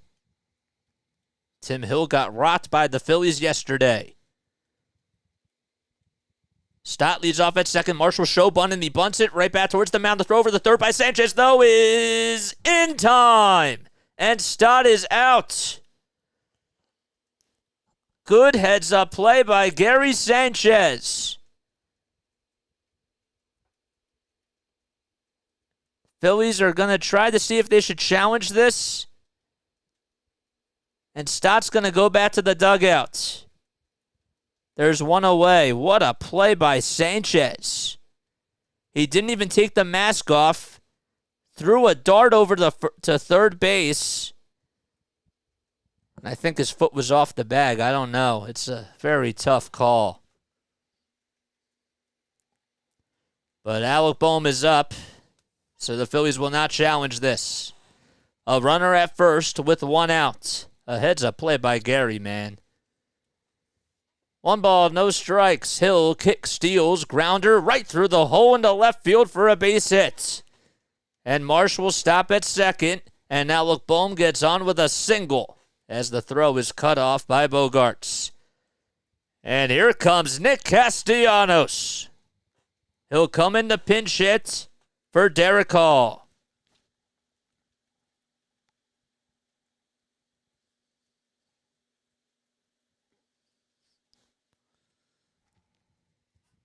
Castellanos trying to win it. He's hitting .400 as a pinch hitter, and he's 8 for 20 in that situation during his career. The bank is rocking. Castellanos at the plate. First pitch, grounder back up the middle, and the throw over the second. There's one throw over to first in time. It took an unlucky bounce on the bump, and Bogarts had it, flipped it over to second, and threw it over to first. And that's a 6-4-3 double play as we go to the top of the 12th inning. Phillies and Padres still tied 6-6. That's incredible, man. That was unlucky. I'm curious as to why he swung at the first pitch there. But whatever. Yeah, I agree with you, man. I totally agree.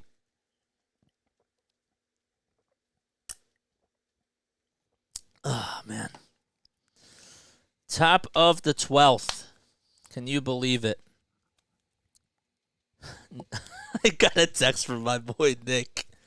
For those of you that are just tuning in, during the rain delay, I actually called in for to a WIP, and I got to talk to Greg Murphy, and that was like really, really cool. And my boy Nick, who graduated with me from Rowan, he works at WIP too, and he's doing the game there. He's been at the station for like over 7 hours. Oh man, this is wild. Bro, this game was supposed to start at 1:30, and we're now it's now 7:46 p.m. Imagine if I started the live stream and they didn't announce the rain delay until I started this. Oh my gosh. I feel you on that, Giddy, and I totally feel you. How many people do we have on here? Guys, hit the thumbs up button, hit the subscribe button, and make sure that you turn on those notification bells too. We have 84 people on here. We need 3 more likes to get to 80, man. 84 people on here, and we need 3 more likes. What are we waiting for? All right, so Hoffman will come in to pitch the top of the 12th. He'll still remain in. And now the ghost runner will be Matt Carpenter at second base, I believe. Edmundo Sosa will play over at third, and Bohm slides over to first.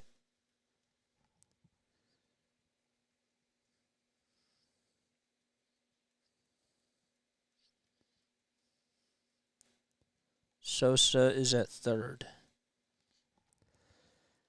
All right, so Castellanos just came in the pinch hit, but that's it. We're in the top of the 12th. Runners over at second base, and that is Carpenter, and Rougned Odor will come in the pinch hit for the Padres. Odor swings and misses at the first pitch. He's 1 for 10 on the day. We're in the top of the 12th. So Matthew Batten will actually be, or Batten will be the pinch runner at second base for Matt Carpenter.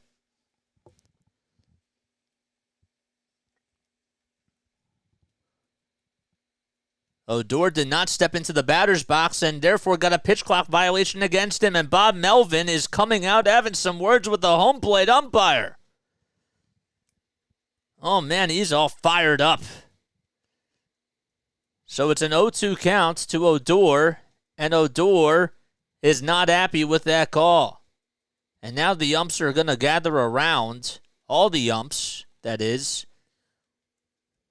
And I don't know if they're going to overturn this or what they're going to do, but Melvin is still out there, just staring and seeing what they're going to do here.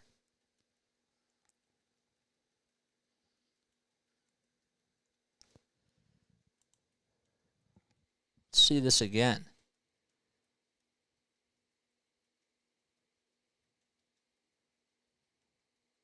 I don't know. Hoffman did take a step off the mound towards his right side. I don't know why. Snowballs, 2 strikes. Hoffman went over towards his right side, stepped off the mound for 4 seconds, and Odor just stepped out of the batter's box without calling for time, and he got a pitch clock violation. That's incredible. That's unbelievable. Bob Melvin is not happy with that call, and he's still out there arguing with the home plate umpire and just got tossed. He just got tossed, and he's had enough. Melvin's still having some words with, this time, the second base umpire. He's just babbling and irate. His face is a little bit red. So the count is 0-2. Melvin's still having some words, an exchange of words, that is, with the umps, and he's just not happy that his batter was stepped out of the box. But meanwhile, Hoffman stepped off the mound for about 5 seconds, and he just wants an explanation. That's all he wants. Meanwhile, Hoffman is just looking down at the dirt on the hill, getting ready to throw the pitch. Can you believe it? This game has gotten so bizarre. Thompson has to do that once in a while. Yeah, I agree. Man, he is livid out there. And now Melvin's going to go back into the dugout, and he just got tossed. Fans are clapping along, booing at him as he goes back into the dugout and will head into the locker room. No balls, 2 strikes is the count to Rougned Odor.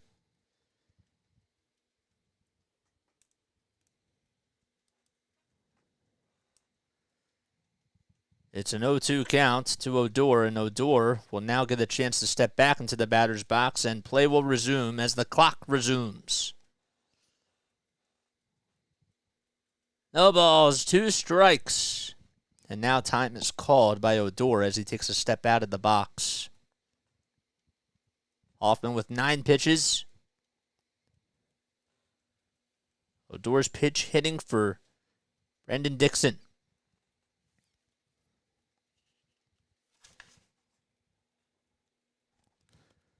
No balls, 2 strikes. Batting over at second. He's the ghost runner.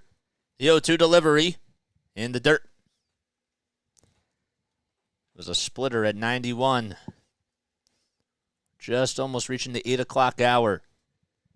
Odor hitting .235 with 3 doubles and with runners in scoring position. It's his lifetime average. Hoffman looks back at second, kicks, fires, swing and a miss. A splitter that was inside and low. And there's the first out of the inning.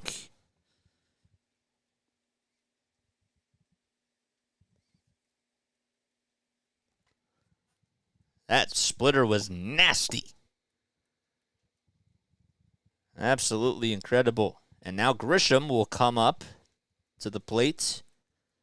Trent Grisham, that is. And the first pitch is inside, a slider at 89. Guys, hit that like button, hit that subscribe button too. Let's get to 705 subscribers. Oh, that would be awesome. Did we just reach the 80 mark yet on the likes? That'd be really cool. 1 ball, no strikes. We got 102 people on here. The pitch, grounder, pulled over towards the first base side. Bohm has it, makes the underhanded throw to first to Hoffman, and there's 2 outs. So now the go-ahead run is at third base. So Grisham advances the runner over, and Ha-Seong Kim will step up to the plate again. And Juan Soto waits on deck. They have got to get Kim out here. 102 people on here. That is unbelievable, guys. 1 more like to get to 80. Let's get there. First pitch to Kim, off the plate. I do. I'll show you when we go to the bottom of the 12th. Okay? I'll show it to you. Batting over at third. 1-0 is the count to Kim. The pitch in there for a called strike on the upper third of the zone. Oh, man, can we get to 100? That would be so cool. 1-1 is the count. Phillies are 3 for 11 with runners in scoring position. The Padres, they're 2 for 15. The pitch in the dirt.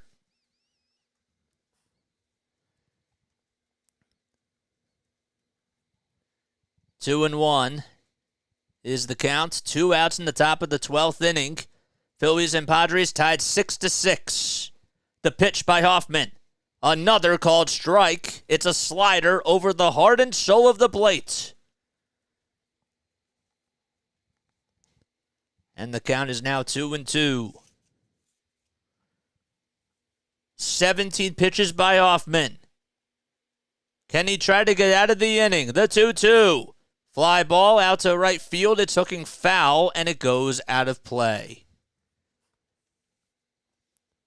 Oh, my gosh. Let's get to 100, man. That'd be so cool. Let's get to 100 likes. This is what we do, guys. We do Phillies games on here. We do 76ers basketball. If you guys enjoy this content, please make sure that you like and subscribe. Hoffman will try to go at it again. The ghost runner's at third. 2 balls, 2 strikes, 2 outs in the top of the 12th inning. Kim up at the plate. Hoffman takes a breath, kicks, fires. It's popped up towards the infield. Stott calls off Turner, and Stott will make the catch right behind the bag, and the inning is over. And we head to the bottom of the 12th inning. Can the Phillies try to win the game? That remains to be seen, but Rojas is due up. Boy, what a story that would be.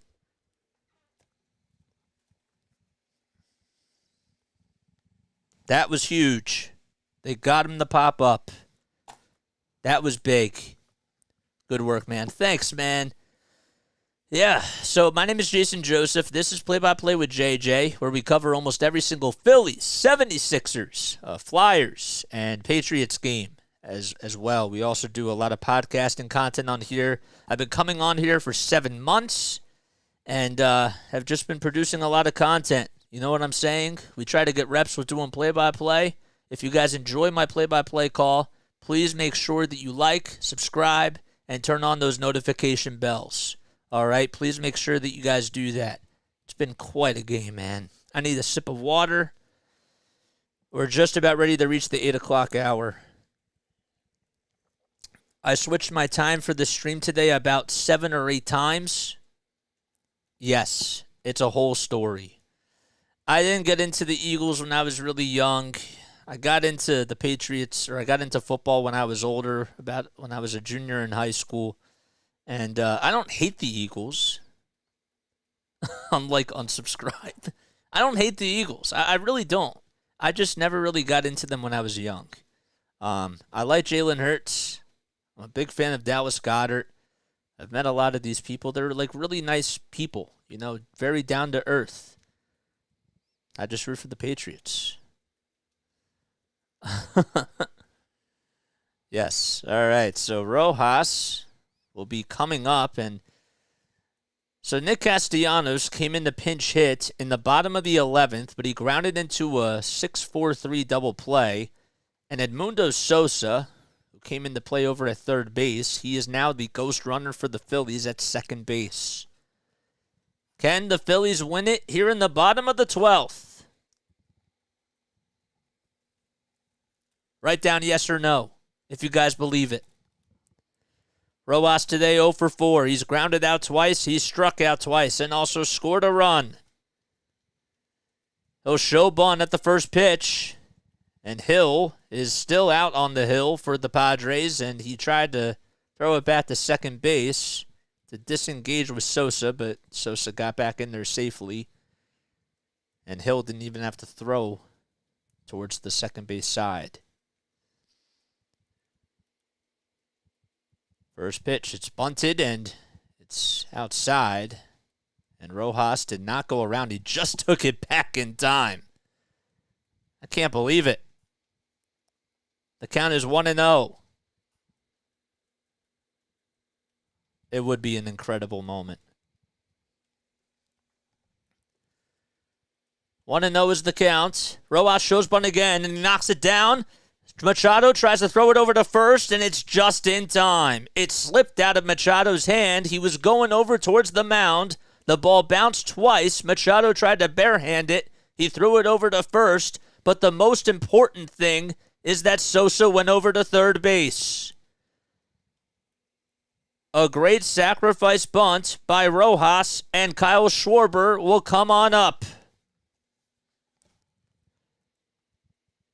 That was the right play. Odor was coming in too, and Ha-Seong Kim had to go cover the bag, and he did, so he transitioned over from second to first. And there is the first out of the inning, and now Nebula is going to come out to talk things over with his pitcher. The winning run is at third, and Schwarber is due up. Don't know if they're going to intentionally walk him or not. I think that they're going to try to pitch to him here. That's what it looks like. Home plate umpire will be there to break up the conversation, and he will. 2 more likes to get to the 90 mark. Let's get to 100. Shiva Newts, no, no, you're good. It doesn't matter, man. It's good, man. Sosa at third, Schwarber up at the plate. Trying to win the ball game. Hill gets set. The lefty on lefty throws a pitch in the dirt and outside.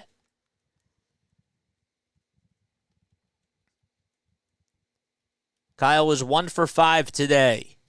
He homered, which seemed like it was eons ago. Back in the 6th, the 1-0, swing and a miss. Oh, man, he was early on the slider and got fooled.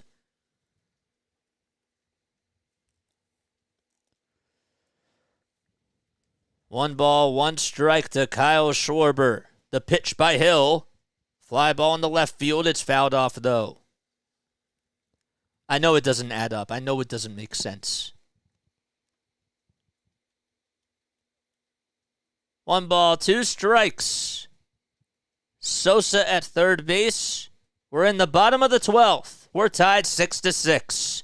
The 1-2. Fly ball hit out to left field. Backing up as Soto will make the catch. Sosa will tag up, come into home plate, and he'll score!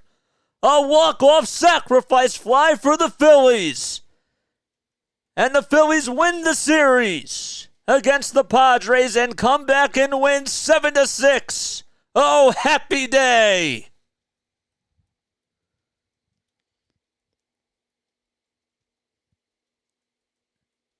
A game that was supposed to start at 1:30 and was in a 3-hour delay finishes in the bottom of the 12th. They did it. They did it. Here comes Milwaukee on Tuesday. What a ball game. A big day for Kyle Schwarber, and he is the player of the game. Had a big solo homer in the bottom of the 6th, and a big-time sac fly out to left field to win the game. But how about Bryce Harper? A big RBI single in the bottom of the 10th against Josh Hader to tie the game back. And the Phillies have shown that they are still here and that they can beat any team in the league.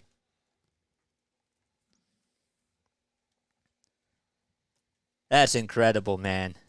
That was fun. That was pretty awesome. I'm not going to lie. Let's go. Guys, if you're new to my channel, hit that like button. Hit that subscribe button. Please make sure that you know when I upload and turn on those notification bells. We call Phillies, Sixers, Flyers, and Patriots games. And we also do a lot of podcasts too as well. I'm a broadcaster from South Jersey. Okay, if you really enjoyed this play-by-play commentary, please subscribe. We also do podcasts on here as well. I've been calling games for a pretty long time. Actually, not that long. I started off doing Wilmington Blue Rocks games for minor league baseball. Did stuff for the Delaware Blue Coats. That was awesome. All right. So please make sure that you like and subscribe. And turn on that notification bell icon, all right? Ugh, we're at 7:06. That's awesome. All right. I'll see you all on Tuesday night. All right? I love you all. Lila Tov, and I'll catch you on the next one. Good job by the Phillies. We're not going to be doing a post-series recap pod. We're not going to do it tonight. Maybe we'll do it tomorrow. We probably should, but, we'll just wait and see. I need to take a step off. I need to rest my voice. That was fun. I love you all. All right. Good night, and have a good one. Peace out.